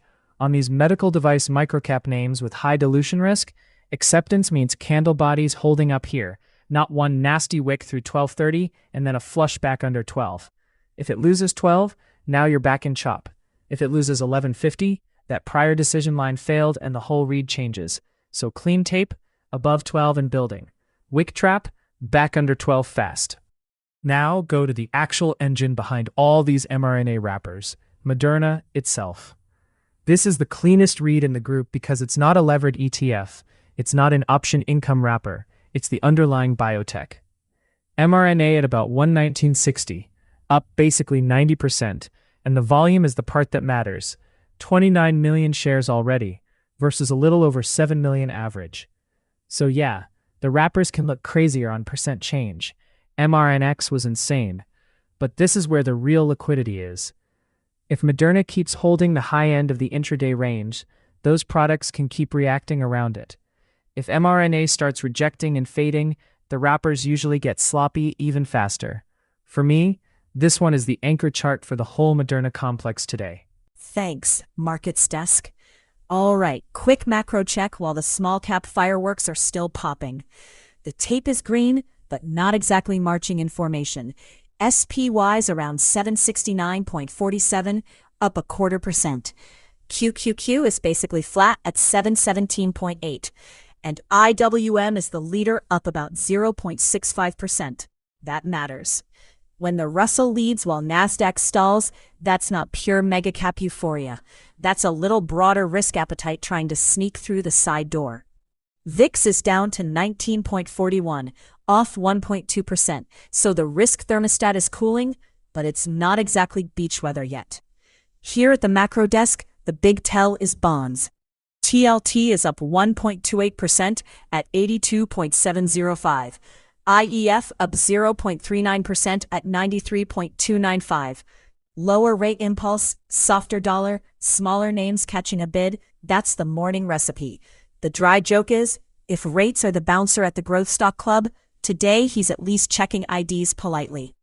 Now the cross-asset part is where this gets interesting.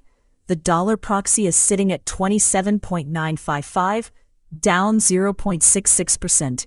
So that UUP 28 line, the macro desk had on the board, is still the pressure valve. Dollar softer usually gives oxygen to gold. And yeah, GLD is at 407.47, up 2.24%. Gold is not acting like the market's totally relaxed. It's acting like somebody still left the geopolitical risk tab open in the browser. Oil is the other one. USO's around 131.13, up 0.36%. Just above that 131 pivot into the 230 EIA crude number, where the estimate is a 0.6 million barrel draw and gasoline is estimated down 1.2. So if oil holds above 131, energy can stay annoying for the inflation narrative. Inflation's the guest who says they're leaving, then asks for one more coffee. Crypto beta is bid too. Coin up 3.51%. MSTR up 3.86%. BITO only up 0.4%. So equity beta is running hotter than the actual Bitcoin proxy. That corner's volatile by nature, but when it firms alongside a softer dollar and lower yields, it tells you risk appetite is still alive. My active levels from here: QQQ 718 as the growth support line, VIX 19.5 as the comfort check, UUP 28 for the dollar, and oil 131 into EIA. Thanks, Macro Desk. All right, let's hit the movers board. And yeah, this board is still wild. SPY is up 1/3%. QQQ basically flat green. IWM leading almost 0.9%. Breadth mixed. So when you've got names up 100-200% in that tape, that's not market beta. That's event flow, squeeze flow, low float stuff, and forced attention. RDAC is sitting at the top, up about 210%. mRNX, the levered mRNA wrapper, still up almost 193. YJ is still massive on percentage, but that one has already had some nasty fade action. TNON still on the board after the reverse split move, and mRNA itself, the real liquid biotech name, is still holding a monster gain. So here at the markets desk, we're not just reading green numbers. We're grading control. Who's holding highs, who's losing the bid, and who's just a track with volume. First chart, RDAC. Pull this thing up. This is the board leader. 1813 last print, up roughly 210%. 7.1 million shares already, and that's versus an average volume around 43,000. Oof, that is not normal traffic. That's a crowd showing up all at once. Tiny float, about 4.3 million shares, financial services shell company bucket. And the dilution panel tags this as high risk. So don't treat this like a clean mega cap breakout. On the 1 minute, I'm keeping this super simple. 18 flat is the immediate tape check. If it keeps accepting above 18, the squeeze still has oxygen. If it starts living below 18, momentum gets sloppy fast, and then you look back down toward that prior 14 sanity line we already had on the board. This is tape reading, not a green light. With these shell-style movers, the same float that makes it rip can make the rug pull feel instant. Now, mRNX. This is the leveraged mRNA wrapper, so don't overthink it as its own fundamental story. The only thing I care about here is the tape check we flagged around 87. Last on the board was 91.74, so yeah, for now, it's still above that zone. That matters because if the wrapper starts leaking while mRNA is still firm, that tells you the momentum crowd is backing off. But right now, above 87, it's still behaving like the Moderna chase is alive. I'd still treat this one like a fast instrument though. These levered single-name ETFs can move really ugly when the underlying turns.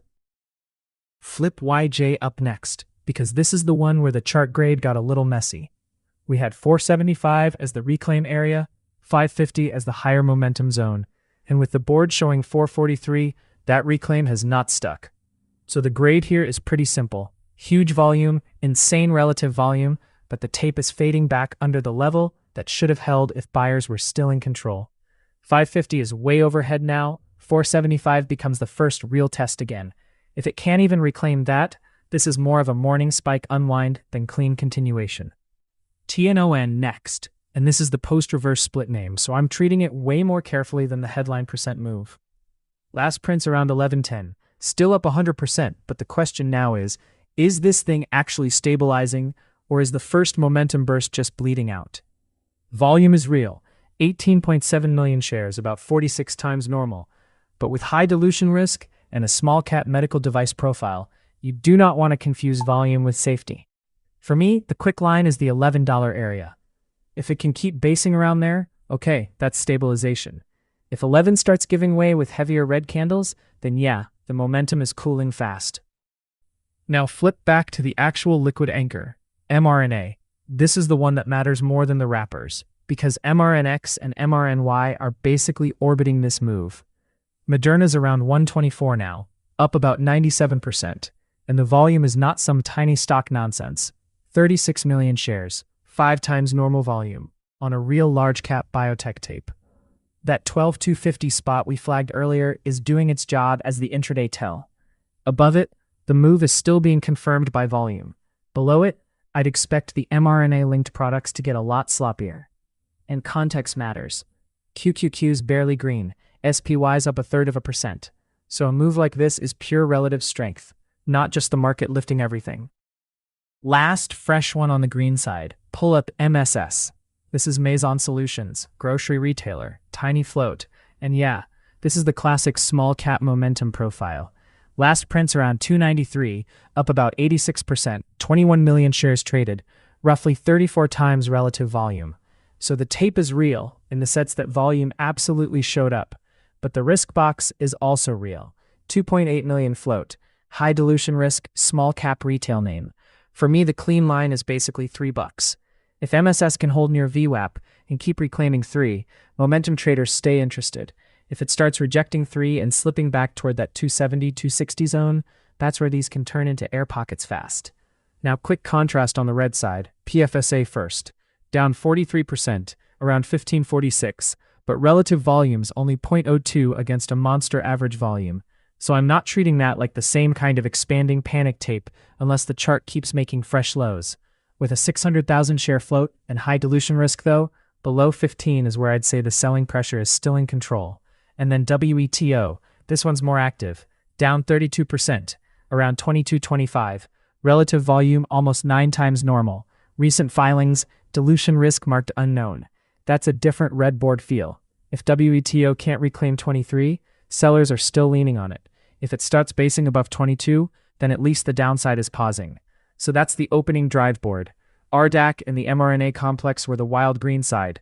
MSS is the newer low float momentum ad, and PFSA WETO are the loser side checks. All right, let's keep it moving and hand it over to the next hit. Thanks, Markets Desk. All right, let's shift from pure momentum into an earnings name with gold underneath it. GFI, Goldfields. This is not a tiny low float runner. You're talking about a roughly $38.6 billion gold miner, stock around 43, up about 5.5%, while QQQ is basically flat and SPY is only modestly green. So relative strength matters here. On the 1 minute, look at the shape. Early base around 41.1 to 41.3. Then the bid starts building. Volume wakes up around 4250, and it extends all the way into that 43.76 high. Right now, it's pulling back a bit near 43.4-ish, but it's not some immediate rug. It's digesting after a real expansion move. Here's the earnings setup. And this is where the company desk slows it down a little. GFI is on today's earnings list, but the calendar doesn't give us a clean timestamp. The EPS estimates we have are clustered around 2.71 to 2.75. So the question isn't just, hey, beat or miss. The real question is, does this change the earnings power story? Or does it confirm what the stock has already been pricing in? The last reported Q4 was a monster versus the prior year. Revenue of about $5.29 billion versus $3.08 billion a year earlier. Net income about $2.55 billion versus $856 million. And EPS of 2.85 versus 95 cents. That's huge operating leverage. Margins are the big tell here too. Trailing gross margin around 59%, operating margin around 54%, net margin around 41%. And on the balance sheet, cash was about $1.78 billion against total debt of $3.22 billion, with net debt around $1.44 billion. Free cash flow in that Q4 was about $2.1 billion versus $681 million a year ago. So yeah, this is a real business story, not just a ticker flashing green, but the bar is higher now. Now the catalyst check. I don't see a clean same-day Goldfields press release in the feed here. The tagged press item we have is actually a Westport headline. So I'm not treating that as the reason GFI is moving. That matters. Because when the company newsfeed isn't giving you a fresh smoking gun, the move looks more like a mix of earnings anticipation, the gold miner trade, and the tape already respecting that prior earnings step-up. On filings, you've got recent 6K activity and the annual 20F from late March. Normal foreign issuer paper trail. Not some obvious this morning shock event from what we have on screen. So the skeptical read is, good tape, strong business momentum, but the next actual report has to prove those cash flow and margin numbers weren't just a peak gold snapshot. Thanks. Company desk. Breaking here from ProTerminal's newsroom. Microsoft says its own AI chips are driving up to 40% efficiency gains compared with leaning on external OpenAI technology. That's the headline, and it matters because AI is turning into a cost of compute arms race. If Microsoft can run more workload on its own silicon, the market reads that as better control over infrastructure costs, less dependence on third-party capacity, and potentially cleaner margins over time. What we do know, the company is talking about efficiency, and the number being put on it is up to 40%. What we do not know yet, the exact deployment scale, how much of Azure AI demand is already running on those chips, and how fast that flows into actual profitability. So the market read is pretty straightforward. This is constructive for the Microsoft AI story, but it's not a victory lap until the cost savings show up in the numbers. With QQQ around 714.88 and still red on the morning. This is the kind of mega-cap AI headline that can matter even when the broader growth tape is a little moody. Classic macro desk situation. The robots get cheaper before the humans get lunch. Next headline. Tenon Medical announces a 1-for-35 reverse stock split. We already saw the company desk work through the earnings side, so here's the news brief version. This is a mechanical share consolidation. Fewer shares, higher per share price, same underlying business economics at the moment of the split. Why it matters is perception and market structure. Reverse splits often show up when a company is trying to maintain listing standards or improve how the stock trades on screen. But they can also change liquidity and create some very jumpy post-split price action. TNON is around 1122 on the mover board this morning, so traders are clearly paying attention. But the macro read is simple. A reverse split is not a fundamental upgrade by itself. It's the wrapper changing size, not the candy bar getting more chocolate. And third, Rising Dragon prices a $6 million private placement tied to its business combination process. The structure includes convertible notes and warrants. So the market hears two things at the same time: cash coming in and potential dilution sitting in the background. That's why RDAC can be both a huge momentum name and still a risk management headache. It's around 1881, up big on the board, with small cap risk appetite helped by IWM at 302.42, up about 0.7%. But convertible financing plus warrants means traders need to separate the squeeze tape from the capital structure. Those are not the same animal. Coming up, we've got a quick ProTerminal promo. Then we'll get back into the movers scan. Thanks. Macro desk? All right, Markets Desk is back on the movers board. This is the kind of open where you cannot just stare at SPY. SPY's green, QQQ's red, IWM is leading, breadth is mixed, but the chaos is all in these single names. MRNX still top of board, up about 233% at 104.28. RDAC right behind it, up 222%. And our 18 line is still live there. YJ is still monster volume, but it already tagged those downside levels, so I'm treating that one as guilty until it proves otherwise. Then mRNA itself, up almost 120%. We're not redoing the whole catalyst, we're scoring the tape. Let's chart it, not admire it. First chart is MRNX, straight to the 1 minute. This is a tape red product right now. Board price 104.28, up 233%, about 749,000 shares traded.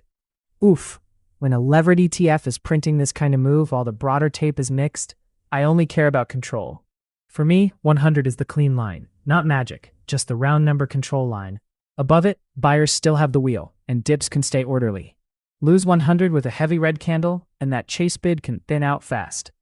I'm not calling a trade here, just keeping score. MRNX above 100, momentum still has structure. RDAC next, and this one's still the clean squeeze read. Board print is 1881, up 221%, with 8 million shares already traded and relative volume at 186 times normal. So yeah, this is not some sleepy SPAC tick.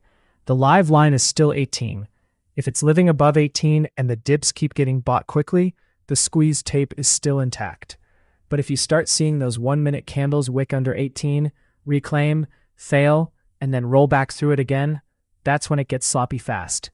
Also, just remember what this is. Shell company, tiny float around 4.25 million, high dilution risk on the board. Great for momentum reads, dangerous if you start treating every green candle like it has to keep going. Now YJ, this is the one where we already got the level break, and now it's about scoring the aftermath. Earlier 550 broke, then 475 broke, and the board's sitting around 467 now, so price is under that second line. That changes the tone a bit. If YJ can reclaim 475 and actually hold it, not just tag it for 2 candles and rug, then maybe the dip buyers are trying to stabilize it. But if 475 turns into resistance, that's the classic lower high fade after a monster move. And monster is the right word. 96 million shares traded, relative volume over 18,000 times normal. That's insane turnover. So I'm not calling it dead, but I am saying the character is different under 475 than it was above 550. Now, Moderna itself. This is the cleanest read in the whole mRNA complex, because this is the actual liquid biotech leader, not the wrapper. Board has mRNA at 138.42, up basically 120%, and the key for me is the volume. 46.5 million shares already, about 6.4 times normal. So yeah, it's a monster move, but it's not some tiny name air pocket. This is where the real money is trading. With SPY only up about 1/3% and QQQ actually red, that relative strength is ridiculous. On the 1 minute, I'm not rehashing the catalyst here. I just want to see who controls this 138 area. If buyers keep absorbing dips around the high 130s, the whole board stays hot. If that starts slipping and every pop gets sold, then the MRNX and MRNY stuff can get jumpy really fast. Alright, MRNY now, quick confirmation check. This is the YieldMax mRNA option income ETF, so it's not the same thing as owning Moderna Common, and it's not the same juice profile as MRNX either. Board print here is 32.96, up 111%, volume just under 2 million shares, relative volume a little over 12 times normal. So it is confirming the theme, but look at the ranking. mRNA is the source, MRNX is the leveraged expression, MRNY is participating but not leading. That matters. If Moderna keeps holding firm, MRNY can stay bid with it. But if mRNA loses that control area we just talked about, this is the kind of wrapper where the tape can go from smooth to sloppy in a hurry. Last upside chart here is TNON, straight to the 1 minute. And yeah, this is that 11 line from the open call out. Board print's basically right on it. 1103, up 102%, 20 million shares, 50 times relative volume. So the volume is real, the move is real, but the tape is starting to act more like post-split momentum cooling than clean continuation. Above 11, it can at least stabilize and build a base. If it keeps losing 11 and reclaim attempts get stuffed, that's the lower high fade telling you the crowd is backing off. Now quick lower board speed round. SKK at 660, up 57%. Decent strength, but only 1.7 times relative volume. So compared with the chaos up top, this is more controlled, not the same panic chase. MSS is the better pure momentum check. 240, up 53%, 31 million shares, almost 50 times relative volume, tiny float, high dilution risk.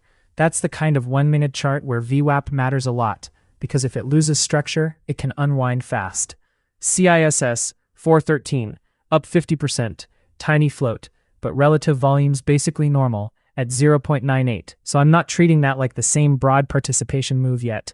And then PFSA on the loser side, 1390, down 49%, super thin float, high dilution risk, but volume is only 0.03 relative volume, so that's heavy pressure, but not a high participation washout read.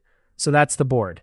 mRNA complex leading, RDAC and YJ still wild, TNON sitting right on the pivot, and the lower board is very split. All right, movers are mapped.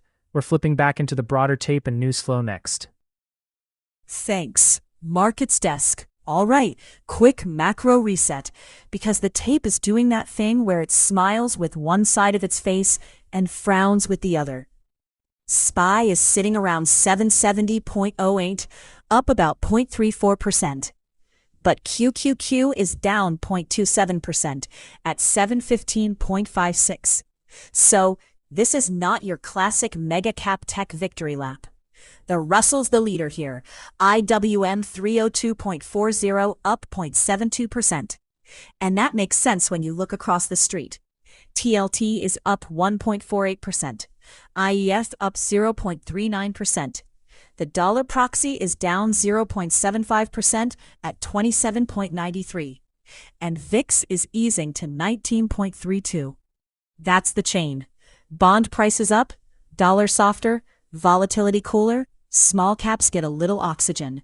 Not champagne oxygen, more like someone finally opened a window. The line I care about on the equity tape is SPY 770. Above it, the morning base still looks constructive. Below it, that early push starts looking more like digestion than momentum. Now here's the part that keeps this from being a clean risk-on postcard. Gold is not backing off. GLD's up 2.54% at 408.69. Oil's still firm at 131.54, up 0.67%. And the yen proxy is actually green too, up 0.71%. So yeah, risk appetite is better, but the market is still carrying an insurance policy in its back pocket. Gold strength plus oil strength says inflation and geopolitical risk have not left the building. They just stepped into the hallway to take a call. Crypto confirms the speculative side is alive. BITL up 0.52%. Coin up 3.43%. MSTR up 4.76%. Even if you only trade U.S. equities, keep one eye on oil. Into the EIA numbers at 2:30. Crude stocks are expected at minus 0.6, gasoline at minus 1.2. Because oil holding north of 131.50 keeps the inflation smoke detector chirping. And later, 6 p.m., FOMC minutes. We're not predicting the Fed here at the macro desk. We're watching how the tape votes after the language hits. Thanks, Macro Desk. Let's bring it over to the Stock Whisperer Paperbook. Quick reset. This is the show's simulated paper trading account, not something to copy, and I'm starting this check-in flat. No open positions on the sheet right now, which matters because I don't want hidden risk layered into a fresh decision. The tape is mixed. SPY and small caps are green. QQQ is still lagging, so I'm not looking for random beta here. If I'm doing anything, it has to be a catalyst name showing its own demand. Okay. Pull up mRNA. This is the one name I'm willing to act on in the paper book because it's still trading like a real catalyst tape, not just a market drift. Current print is around 143.8. It's up about 128% on the day, and relative volume is running around 7.5 times normal. That is extended, no question. But the important part for me is the structure after the gap. It's not just one vertical candle and a total air pocket. It's holding above 140. And that 140 area is the line I'm using to decide whether momentum still has control. Here's the setup, nice and simple. The thesis is mRNA is still accepting above 140 after the Phase 3 headline, and buyers have not let the morning support shelf completely break. The risk line is not 140 exactly. 140 is my warning light. The actual paper stop is 136.40, tucked below that shelf, so I'm not getting shaken out by one quick wick. The upside bracket is 158.50. So if I'm wrong, the stop defines it. If I'm right, the simulator already has the exit plan. No averaging down, no moving the stop lower just because I want to be right. All right, now we execute it on the paper trader. I'm selecting mRNA, 50 shares, simulated long, market order, with the stop at 136.40 and the take profit at 158.50. Small size on purpose. This is a huge gap name. So the point is not to swing for the fences. The point is to test whether the momentum can keep accepting above the support zone with defined downside. There it is. Fresh simulated mRNA long in the book, 50 shares, with the bracket attached. I'm going to treat the fill as roughly around the current 133 to 144 area, unless the paper blotter shows a little slippage. Using 143.8 as the working mark, that's about 7.40 of risk per share, down to 136.40, and about 14.70 of room, up to 158.50. So roughly a 2-to-1 setup on paper. That's the whole reason I can take it calmly. The loss is defined before the trade is even judged. Now the management plan. If mRNA loses 140 and starts living below it, I'm not going to pretend the thesis is still clean. That's the warning sign that the chase bid is thinning. If it trades down into 136.40, the bracket does its job, and I take the paper loss. On the other side, I'm not tightening anything just because one candle is green. I want either clean continuation toward the 158.50 bracket or controlled consolidation that lets the stop stay where it belongs. The Stock Whisperer book is about process first, P&L second. One more watch before I hand it back. PLTR is on my board only above 172.50, and only if QQQ stops acting heavy. I'm not forcing that trade right now. mRNA is the only live paper action from this session. 50 shares simulated long, stop 136.40, take profit 158.50, and 140 is the support warning light. Coming up, we'll get a quick Pro Terminal tour, and then we're right back into the movers.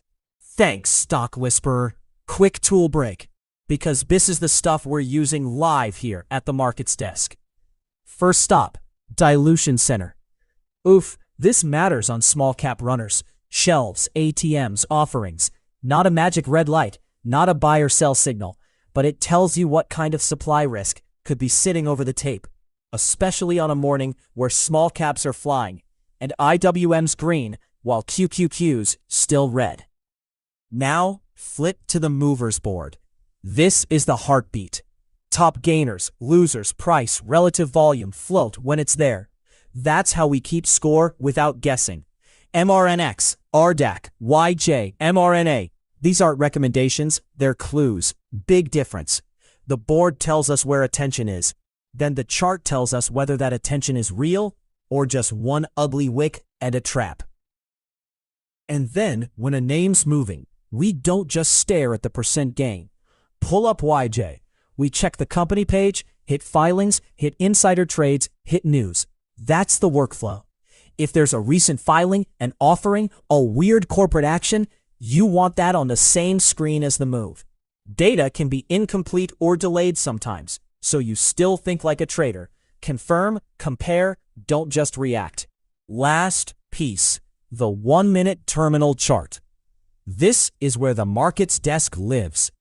You've got the candles, volume, levels, and the tape all in one place. YJ's been one of the wild ones today, so this is exactly why we jump from the board to the chart fast. Where did volume hit? Where did it reject? Where's VWAP? Where are traders trapped? Everything you're seeing, movers, charts, dilution, filings, insider data, that's Pro Terminal. If you want to use it yourself, go to proterminal.io. Educational stream, real market data, no hype, just the tools and the levels. Coming up, we'll get right back into the market mover stand. All right, Markets Desk is back on the movers board. Let's hit the names actually stealing the tape right now. SPY's green by 0.25%. QQQ's still red. IWM's green. So this is mixed index tape. And then the movers board is just wild. MRNX up 253% at 110.69. RDAC up 198. YJ up 162 with absolutely monster volume. mRNA itself still up 128 and MRNY up 121. So yeah, the mRNA complex is still the headline, but don't ignore RDAC and YJ. Those are the raw small cap chaos names. RDAC is running 214 times relative volume. YJ is showing 19,000 plus relative volume. Ridiculous print.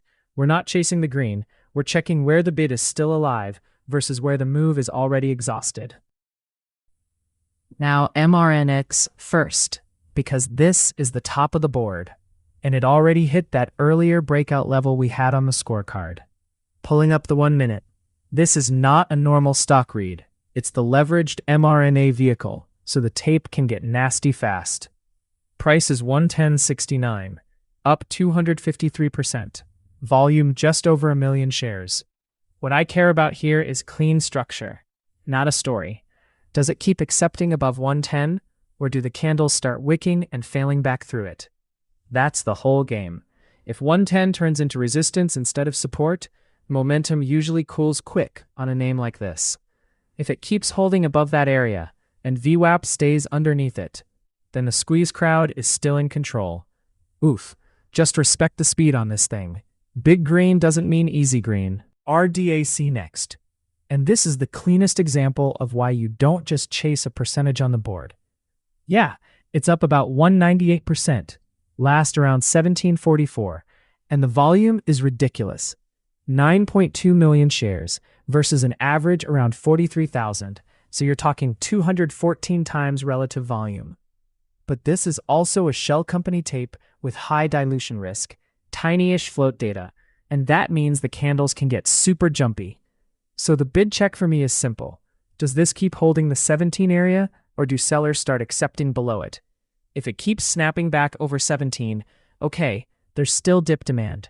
If 17 breaks and can't reclaim, that's where this turns from momentum into air pocket territory real fast. Now YJ, this one is even wilder on the volume side. Up about 162%, last roughly 455, and the board is showing 102 million shares traded. Relative volume is basically cartoonish, 19,000 times normal. So this is not a quiet move. This is the whole scanner piling in. The test here is whether 450 is becoming control, or whether it's just the top of a crowded move.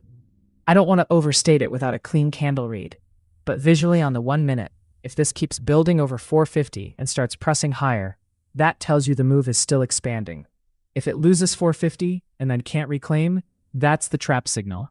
Because after 102 million shares, when momentum rolls, there are a lot of late buyers trying to use the same door.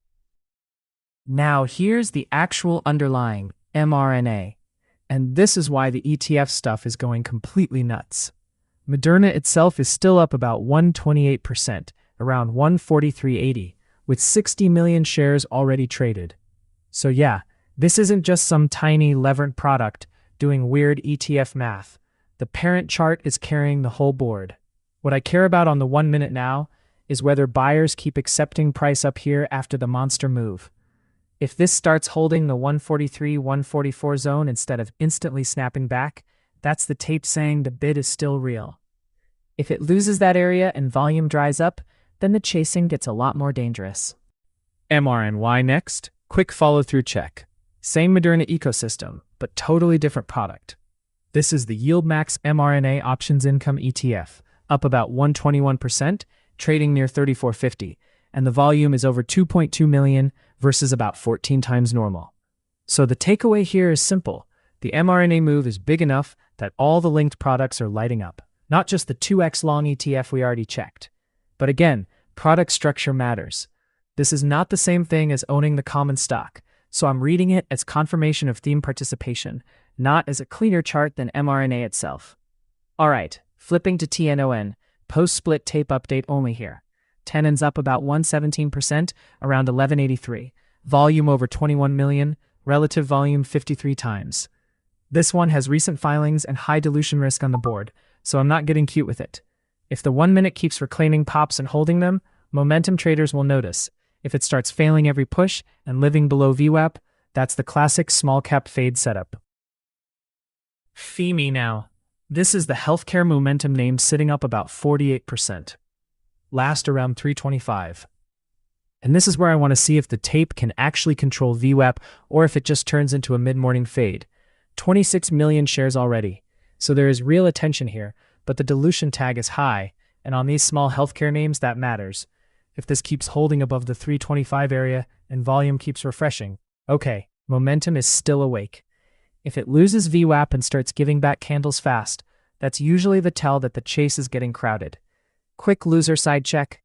PFSA is the ugly one, down almost 49% near 14 bucks. Tiny float, high dilution risk, and the volume today is way under its normal monster average. That's pressure, not healthy rotation. SKK is still participating lower on the board, up about 54% around 646. Cleaner than some of the crazier names, but not the same explosive volume story. And MSS, grocery store name believe it or not, up 45% with 58 times relative volume, high dilution risk, low float, so that one can move fast both ways. Alright, that's the movers reset. Coming up, let's flip over and hit the next tape check. Thanks, Markets Desk. Quick Stock Whisperer paper book check. On the simulated broadcast portfolio, I've got one active position, mRNA, long 35 shares, average 154.26, marked right around 154.20. So basically flat, down about $2, nothing dramatic. The reason I took it is pretty simple. mRNA is holding above that psychological 150 level on exceptional catalyst volume. And with QQQ still red on the tape, that relative strength actually matters. This is the show's paper account, not a copy this setup. For me, the thesis is clean. 150 stays defended, the momentum long is still alive. 150 starts getting offered hard, that's the first warning momentum is fading. Now, the bracket is the whole trade here. The stop is sitting at 143.80, below the latest breakout zone, and the take profit order is up at 174. So before I care about upside, the downside is already defined. I don't want a catalyst chase turning into a hope trade. We've still got about 69.8K in cash, so the size is small by design. Watching next, mRNA either respects 150 and keeps grinding, or it loses that level and I get defensive. PLTR is still just a watch over 172.50 if QQQ stabilizes, no active paper position there. Coming up, we'll kick it right back to the movers board. Thanks, Stock Whisperer. Let's pull up Google and reset the megacap tape. Daily chart first. This is not a runaway leader right now. Stock's around 343 and change, barely red while QQQ's down about 0.6. So yeah, it's holding up better than the Nasdaq. But the chart is still a base, not a breakout. Big picture, this thing ripped from the low 300s up near 386. Then oof, that breakdown through 350 was nasty. Slammed down toward 317 on huge volume. Since then, sideways. For the markets desk, 340 to 360 is the whole daily map. Here's why that 340 area matters. The recent candles are trying to build a floor around 343 to 346, but they're doing it on lighter volume after the big sell day. That's not automatically bad. It just means the tape is waiting. Price is below the short-term stuff. 20-day around 345.90, 50-day around 352.40. Longer term, it's still above the 200-day, down in the low 332s. So I'm not calling this structurally broken. But momentum? Meh.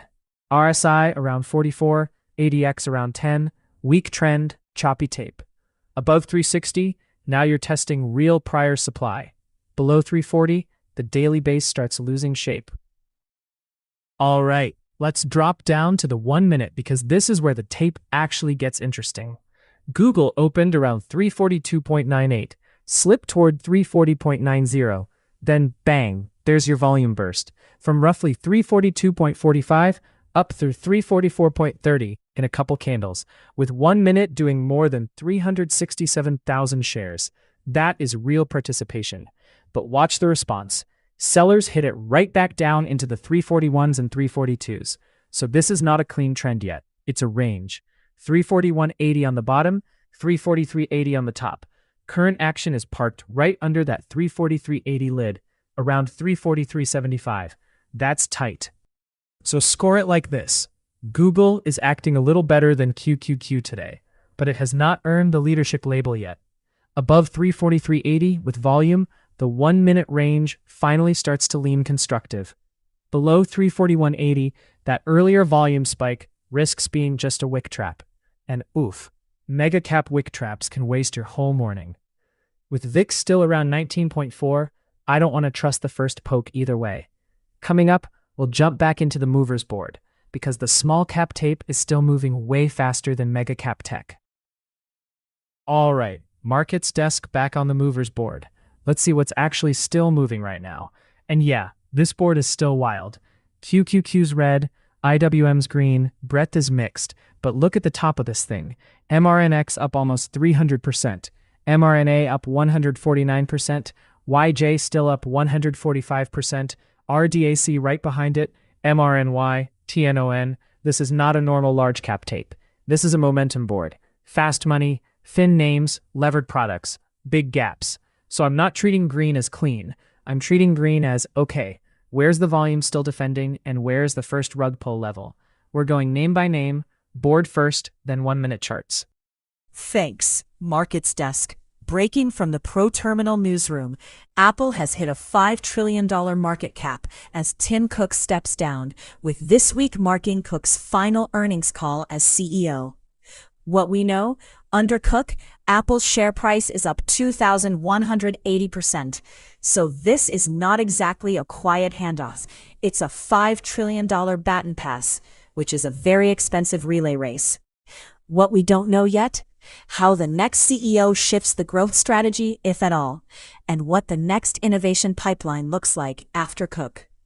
Market read here at the macro desk, with QQQ sitting around 713.5 and red on the day, while SPY is around 769.3 and slightly green. This is selective mega cap gravity, not a clean everything rips tech tape. Next headline. Microsoft AI's chief marketing officer is leaving as the company rethinks the consumer marketing strategy for AI products. The fact pattern is simple. Leadership change inside the AI division, and the strategy focus may be shifting around how Microsoft talks to consumers versus how it sells into the enterprise stack. Why it matters. Microsoft is one of the market's AI anchors, and when QQQ is already down about 0.6%, investors care less about the slogan and more about whether AI spend turns into durable revenue. The stock doesn't need drama. It needs execution. And the macro wire. The U.S. Treasury is at least doubling buybacks for longer-dated nominal coupon securities. Translation? More activity in the long end of the bond market, at a time when yields are still the thing quietly pulling the strings on equities. You can see the reaction in the proxies. TLT around 82.87, up 1.48%. IEF around 93.29. Dollar proxy near 27.93 and softer. Gold up at 408.69. Oil still firm around 131.54. That's the cross-asset cocktail. Bonds bid, dollar lower, gold bid, oil not exactly helping the inflation mood. Coming up, the options vol beat gets the fun job of putting a price tag on everybody's nerves. Thanks, Markets Desk. Okay, quick vol check, because this tape is doing the classic mixed message routine. VIX is sitting around 19.35, down about 1.5%, and that matters because QQQ is red by roughly 0.5%, while SPY and IWM are green.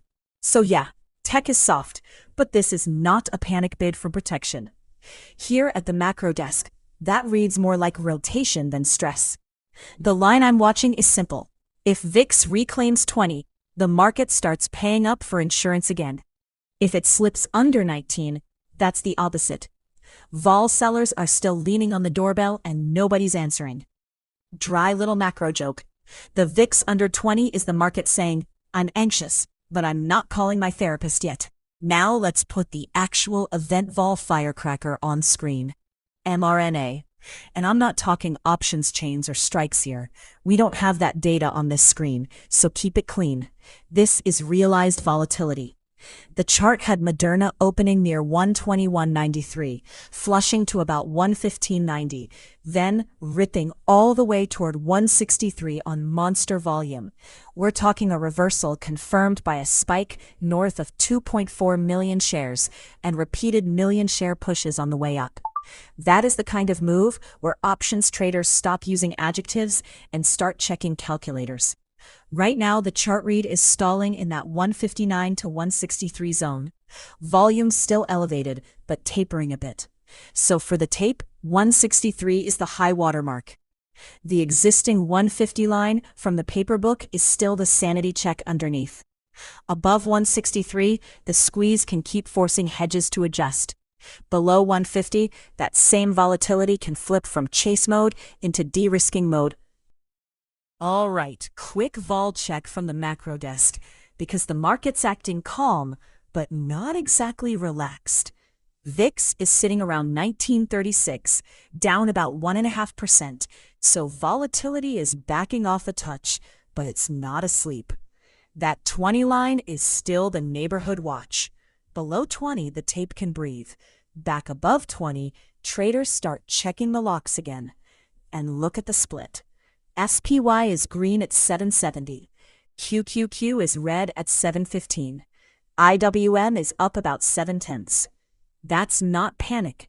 That's rotation. Big tech is carrying a backpack full of bricks. Small caps are actually getting a bid. And VIX is basically saying, I see it. I'm just not yelling yet. Now let's put the event heat where it belongs.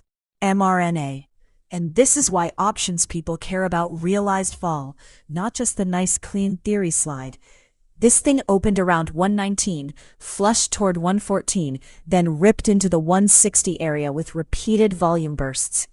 That is a massive intraday range, nearly $50 from low to high.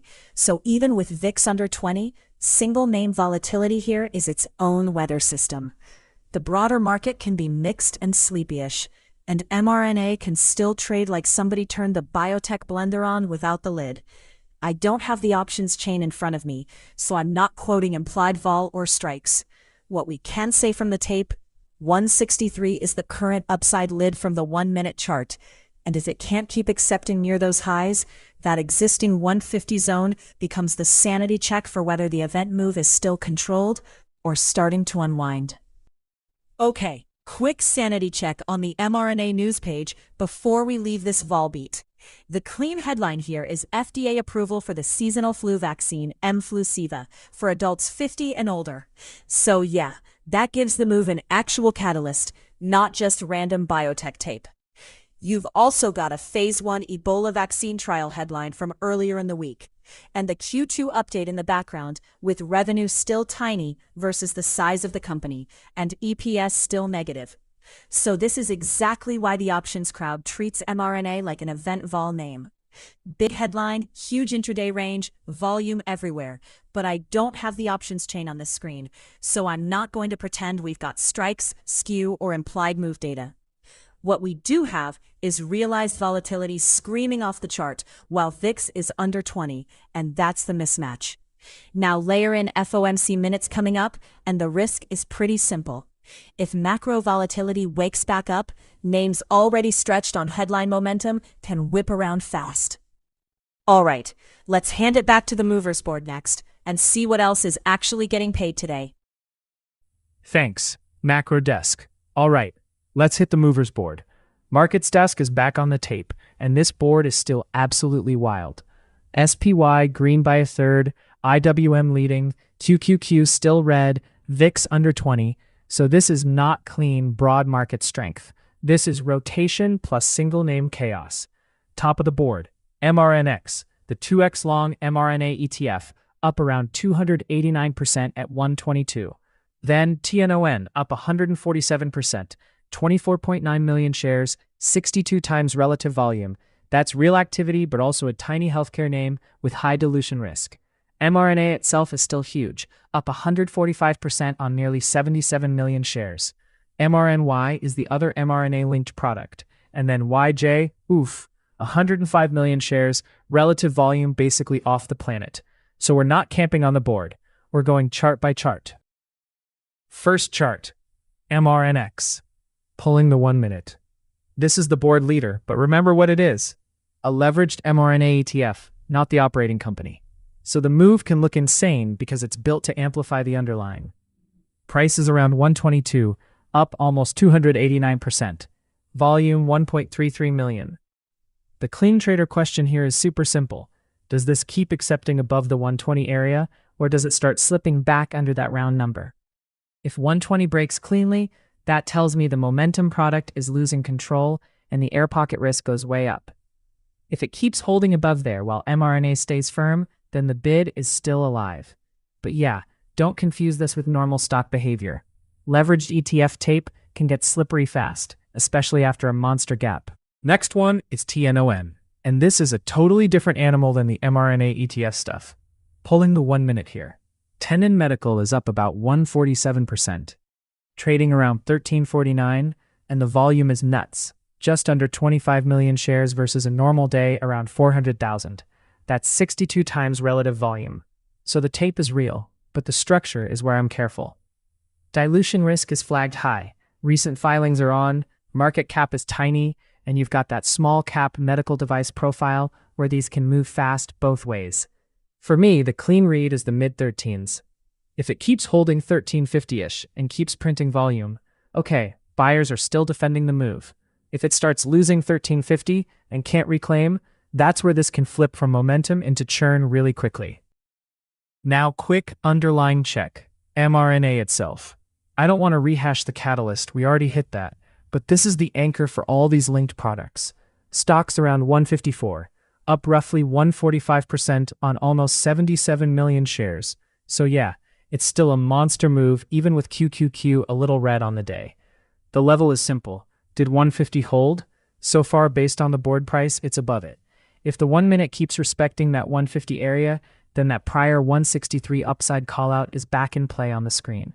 If 150 starts cracking, then I'd expect the ETF follow-through to get a lot messier too. MRNY now. And this is the other mRNA-linked product on the board. Pulling the 1 minute here. Different structure than that 2x long ETF we just looked at. Right? This is the YieldMax mRNA Option Income ETF. So I'm not expecting it to move 1-for-1 with mRNA. But look, it's still up about 137%, around $37, and it's doing 2.6 million shares versus roughly 16 times normal volume. So the read is simple. If mRNA keeps holding bid and MRNY starts stalling at this 37 area, that's your lag tell. If it stays above 37 and keeps trading with real prints, then the sympathy follow-through is still alive. Just don't confuse the ETF wrapper with the underlying biotech. Totally different mechanics. Now, YJ. This one is pure tape craziness. 1 minute chart coming up, and the headline number is wild. 105 million shares traded on a stock that normally does about 5,000 shares. That relative volume number is basically off the planet, almost 20,000 times average. So the question is not, is there attention? Yeah, obviously. The question is whether the liquidity is real demand or just churn around $4. Price is sitting right around 405, up about 133%. Market cap only about 22 million. Dilution risk marked medium. So I'd keep the $4 area front and center. Above 4, it's still absorbing that monster volume. Lose 4 and fail to reclaim it, and this can turn into one of those high-volume trap tapes where everybody's busy, but nobody's really in control. All right, last speed round here. RDAC first, then SKK, then I want to clean up the weak side. RDAC is the classic SPAC/shell company momentum look. Up about 120%, almost 9.7 million shares, and that relative volume is gigantic, 224 times normal. So on this one, I'm not treating it like a clean operating company breakout. I'm treating it like a tape event. Watch how it behaves around that $13 area. If it can't keep reclaiming and holding above 13, these SPAC momentum names can round trip really fast. SKK is different. Still a big move, up 85%, but relative volume is only about 3 times, not 200 times. Industrial's name, engineering and construction, so this is not the same nuclear volume squeeze profile as RDAC. Now flipping to the downside. PFSA is ugly, down 53%, and the volume is actually way under its average today.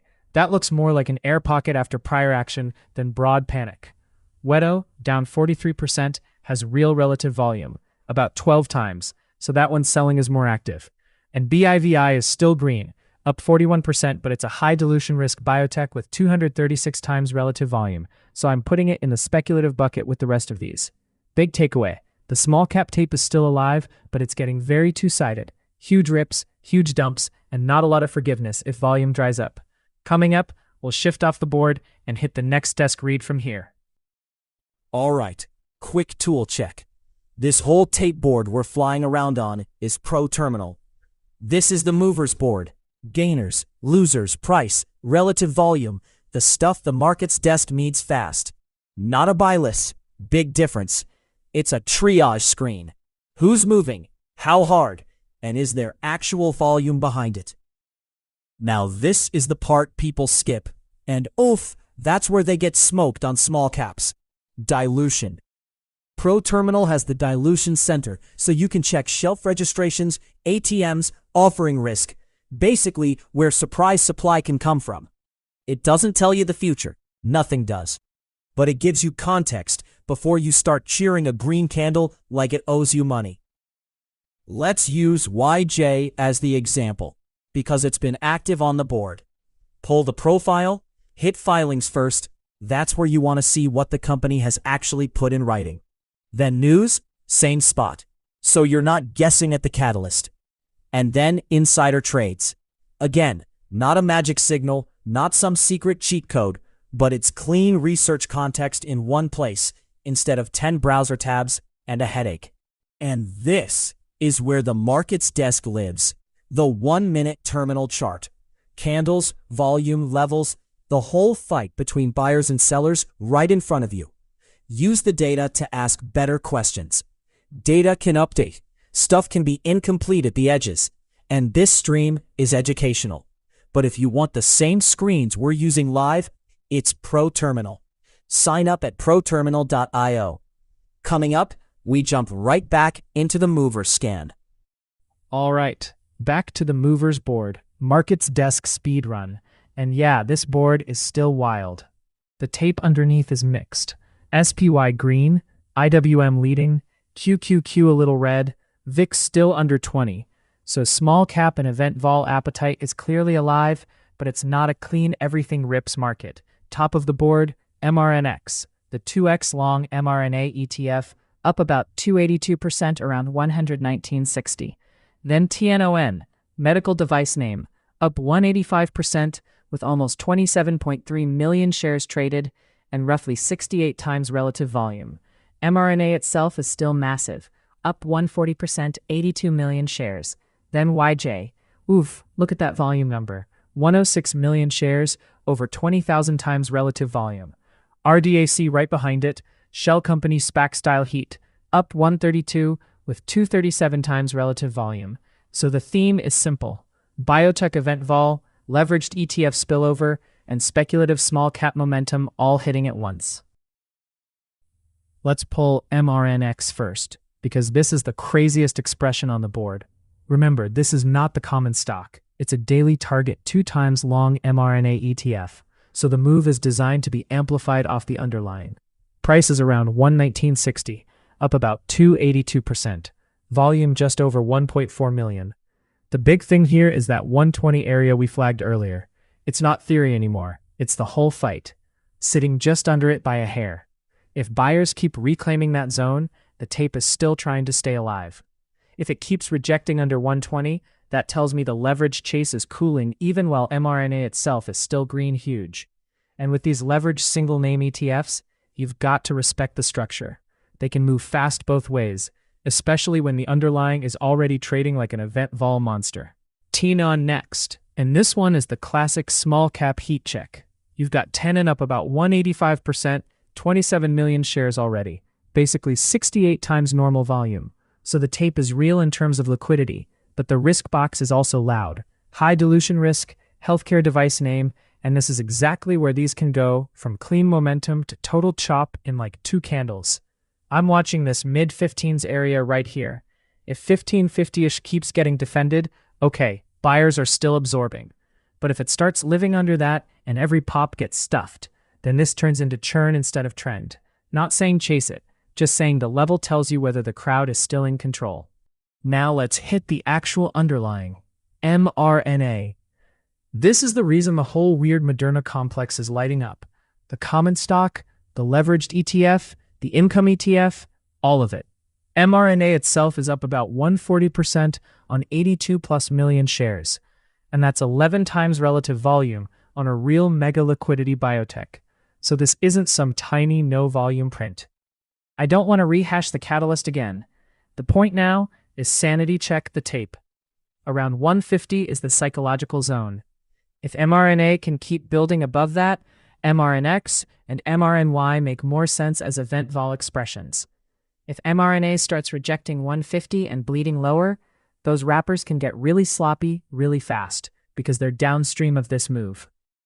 YJ is the next one I want on the 1 minute because this is just absurd liquidity for a name like this. Yunji up about 136%, trading around 411, and look at the volume number, 106 million shares. The relative volume is the part that jumps off the page, basically 20,000 times normal volume. That is not a normal retail drift, that's an event tape. So for me, the whole read is around this $4 area. Above 4, if it keeps absorbing dips, okay, bulls are still defending the move. But if 4 starts failing and it can't reclaim, that's where these monster volume small cap moves can turn into a very fast fade. I'm not chasing that blindly. I'm watching whether buyers actually show up at 4, or whether every bounce just gets sold into. RDAC now. Totally different flavor, but same kind of heat. This is Rising Dragon acquisition, so we're talking SPAC/shell company momentum, not some clean large cap earnings chart. Stocks around 1360, up about 132%, 10.2 million shares traded, and relative volume is 237 times normal. The level I care about here is 13. If it reclaims 13 and holds it, that tells you the tape is still respecting that breakout zone. If it loses 13 and starts living below it, the character changes pretty quickly. And remember the backdrop here. Small float around 4.3 million, plus high dilution risk data on the board. So yeah, it can move, but the risk profile is spicy. This is not the kind of chart where you assume liquidity saves you on the way out. Alright, last sweep on the board before we kick it to small cap momentum. Quick hit first on mRNY. This is the YieldMax mRNA Income ETF, so it's the slower cousin of that Moderna madness, but still up about 132% with volume running 17 times normal. Around $36-37. That's the area I'd keep marking mentally, because as mRNA keeps whipping around, these related products can lag, catch up, then suddenly disconnect. Now SKK, different story. Industrials name, engineering and construction out of Singapore, up 73%. But notice the rel vol, 3.26 times, not 200 times, not 60 times.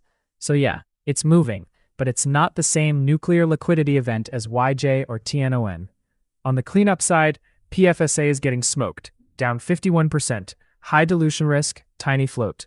Wedo down 41% even with 13 times rel vol, so that's real selling pressure, not just a dead tape.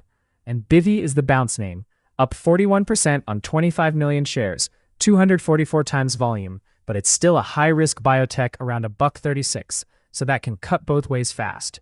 Good scan. mRNX, TNON, mRNA, YJ, RDAC were the heat. PFSA and Wedo were the damage. Coming up, we're staying in this lane and going straight into small cap momentum. Alright, quick small cap momentum hit. ZSTK is the one I want isolated here, because this tape is messy, but it's alive. Okay, look at this. ZSTK opens around 1.97, chops tight, then boom, that candle sends it from the low 2s up toward 2.68 with real volume behind it. We've got a 111,000 share burst on one of those breakout candles. So yeah, that part was not fake interest. But then, oof, look at that wick and unwind. It fades all the way back under 2, tags the 1.80 area, and even prints down near 1.52 on the day. That's not a clean trend. That's spike, rug, reload. Right now, the battle is basically the prior high zone, 2.68 into 2.74. Above 2.74, buyers are proving they can retake the highs. Below 1.80, this starts looking like another trapped microcap squeeze attempt. Now the headline matters here. Early this morning, ZSTK put out a release saying it has a $1 billion strategic contribution of meme core tokens, with the company headline referencing $25.19 per share. That's the spark. That's why this went from sleepy to chaotic. But here at the markets desk, I'm treating that as event fuel, not some clean fundamental read. The profile also has older operating company language around cannabis and CBD assets, while the fresh headlines are crypto token, redomicile, and financing related. So the stock is trading the story, the structure, and the float, not a quiet balance sheet re-rate. And this is where you do not get sloppy. Tiny market cap, roughly 4.4 million. Float is around 1.6 to 2 million, depending on the page. So when volume hits, it can fly. But the dilution page is loud. High overall risk, active shelf, active equity line, pending S1, 8 active shelves, and about 82 million raised over the last 12 months. That's a real overhead supply setup. So the tactical scorecard is simple. 2.74 is the clean upside reclaim line. 2.68 is the first resistance shelf, and 1.80 is the trapdoor level underneath. I'm not telling anyone to chase a $2 microcap with that dilution backdrop. We're just tracking where the tape confirms and where it fails. Coming up, we'll flip back into the movers board and see if the small cap heat is spreading or just rotating name to name. All right, let's reload the movers board. Fresh scoreboard, fresh tape, no wasted words. Top of the board is still wild. MRNX, up 271%. TNON, up almost 198%. RDAC, up 154%. YJ, up 149%. And mRNA itself, still up 136%. But backdrop matters. SPY is green, IWM strong, QQQ's red, VIX is under 20. So this is not some clean everything rips tape. This is selective, event-driven, small cap heat plus Moderna shockwaves. Board gives us the explosion. Now the 1-minute charts tell us who's still got buyers. NRNX first, because this is the loudest number on the board. Daily target 2x long mRNA ETF, trading around 116.31, up 271%, about 1.5 million shares. And scorecard check, that 120 cooling level we flagged earlier hit. Good read. Now the tape is super simple. Below 120, buyers are not in clean control anymore. Above 120, that's the repair attempt. But remember what this is, not Moderna common stock. It's a 2x product tied to the Moderna move, so it can whip way harder than the underlying. I'm watching 120 like a doorframe here. If price keeps rejecting under it, momentum is cooling. If it reclaims with real volume, then the bid is trying to reset. TNON next, and this one is absolutely trading like a headline small cap runner.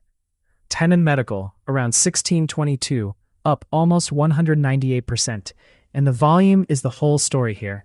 29.5 million shares, about 73 times normal. So on the 1 minute, I'm not chasing the headline number, I'm watching control. Does that mid-16 bid keep absorbing, or does it turn into churn, where every pop gets sold back into the same zone? That's the difference between real continuation and just a crowded tape. Also, quick risk flag because it matters. Dilution risk is marked high here, so with a medical device microcap like this, the chart can look amazing and the capital structure risk can still slap you. For me, 16 is the sanity line on this read. Above it, buyers still have a pulse. Lose it cleanly, and this gets messy fast. Now, RDAC, totally different flavor.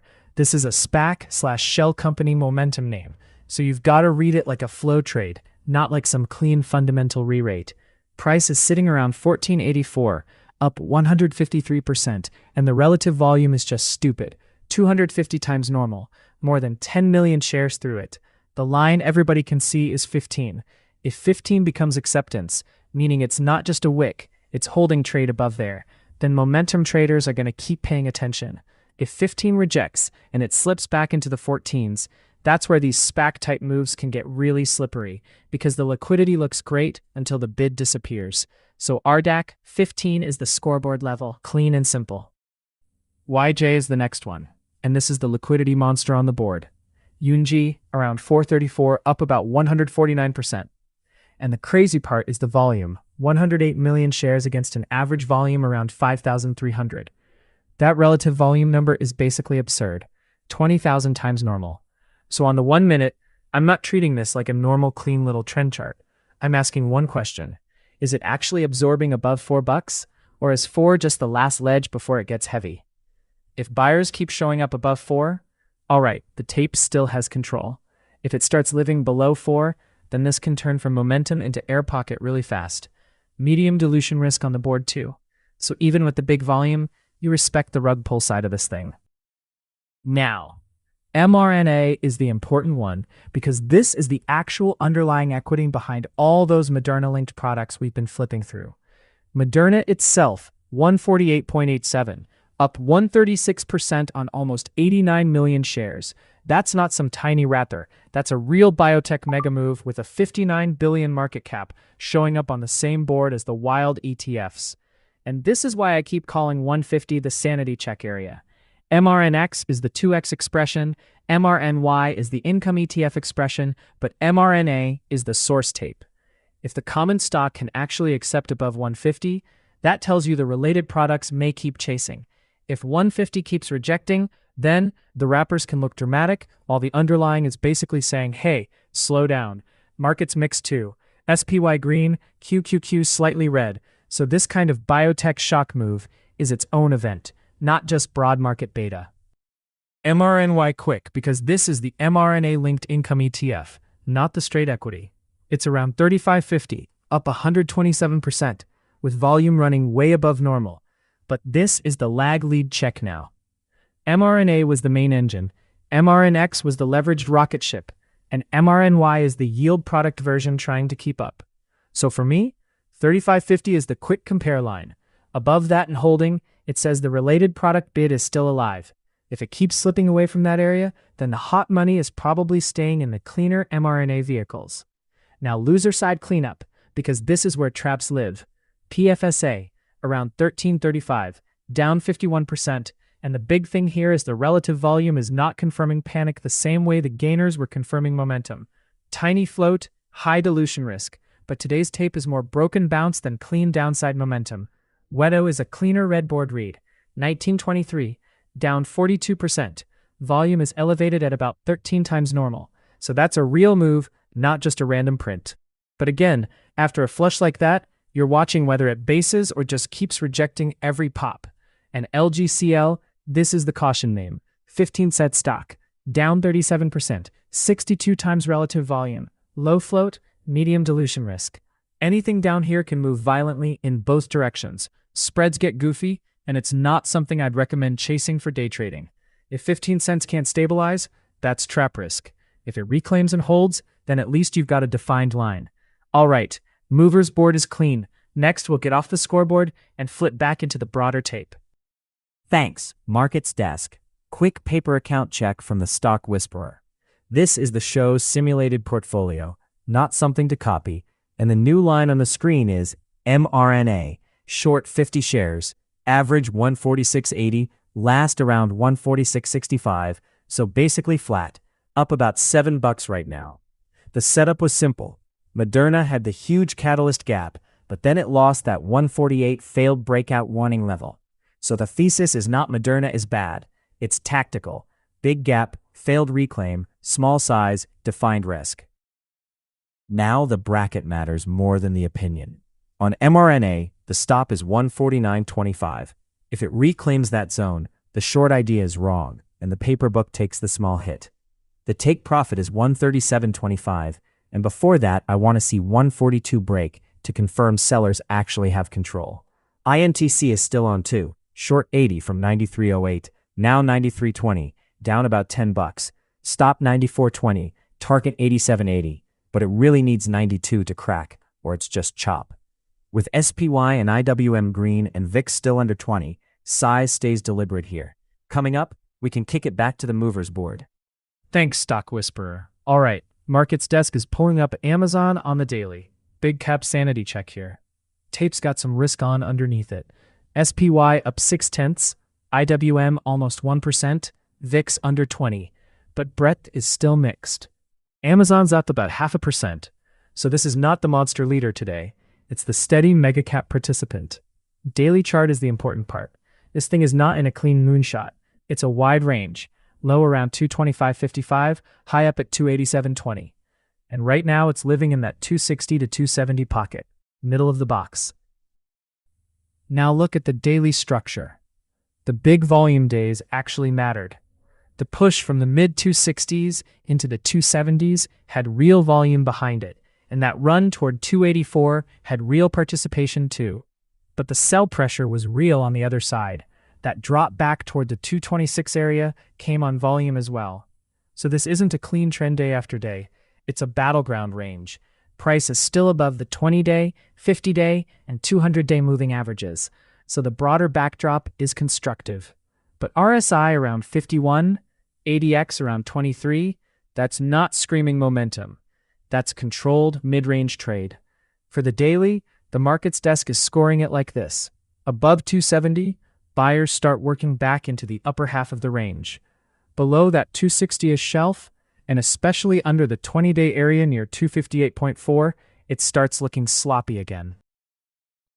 Thanks, Markets Desk. Top of the hour reset here from the macro desk. It is 11:01 Eastern, and the tape is risk on, but not exactly champagne with two straws risk on. SPY's at 772.1, up about 0.6.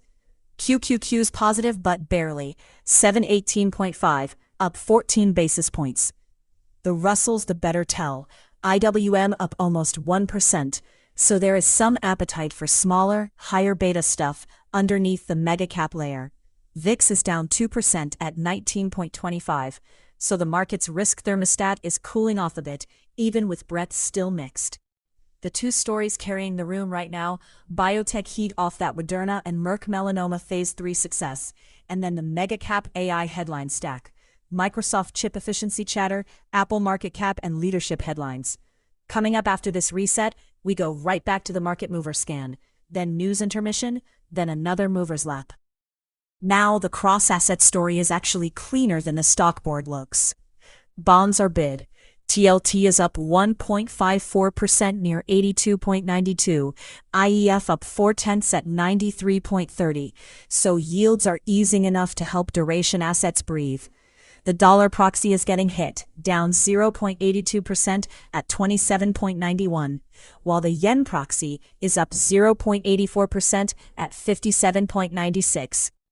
Even if you only trade U.S. equities, keep one eye on that dollar-yen corner. When FX starts doing gymnastics, equities eventually notice. Gold is the loud one. GLD up 3.21% to 411.36. So this is not pure carefree risk on. That's a real rate and dollar story, with a little I still don't trust the couch safe haven bid mixed in. Oil's forward too. USO around 131.76, up 0.84%. With EIA crude and gasoline inventories at 230. Crypto equities are also getting a tailwind. BITO up 1%, Coin up 5.7%, MSTR up 7.1%. Here's what I'm watching. TLT 83, UUP 28, GLD 411, USO 132 into the EIA print. And then FOMC minutes at 6 p.m., not for a Fed prediction, just for how the tape reacts. Thanks, Macro Desk. All right, movers board, because this tape is risk on, but this board is still absolute chaos. SPY's up about 0.6, IWM's up a full percent, VIX is lower, so there is risk appetite out there. But look at this stack. MRNX is still the top print, up around 258% near 112. And remember, that's the 2x long mRNA ETF, not a normal operating company move. Then RDAC, TNON, YJ, and mRNA are all still piled right behind it. And scorecard check. RDAC did clear that 15 line from earlier, YJ did clear 4, TNON slipped under 16, good. Now we stop admiring the percentages and we go chart by chart. Are these holding or are they turning into chase wicks? Okay, MRNX on the 1 minute. This is the weirdest chart on the board because it's a leveraged mRNA exposure product. So yeah, it's up 258%. But that move is being pulled around by the monster move in Moderna underneath it. Price is around 112.15. Volume's already 1.58 million shares, and the market's desk line is simple here.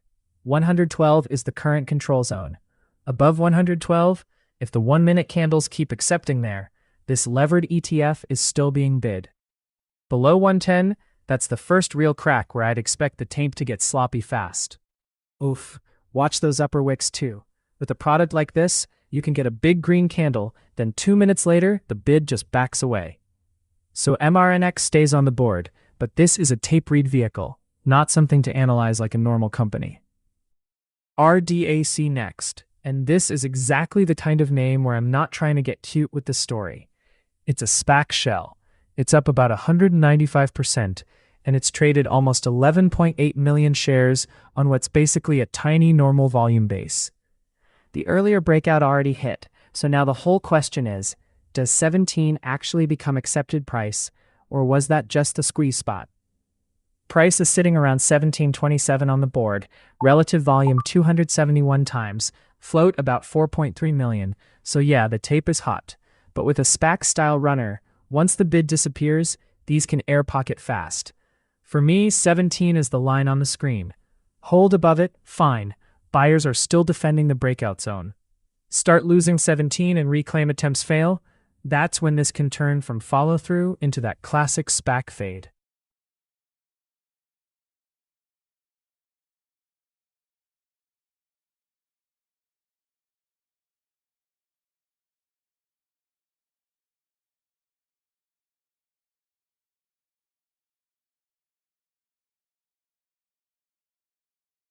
All right, that's the market's desk for this hit. SPY and IWM still carrying. QQQ still laggy. VIX red. Stay sharp. Keep the levels clean.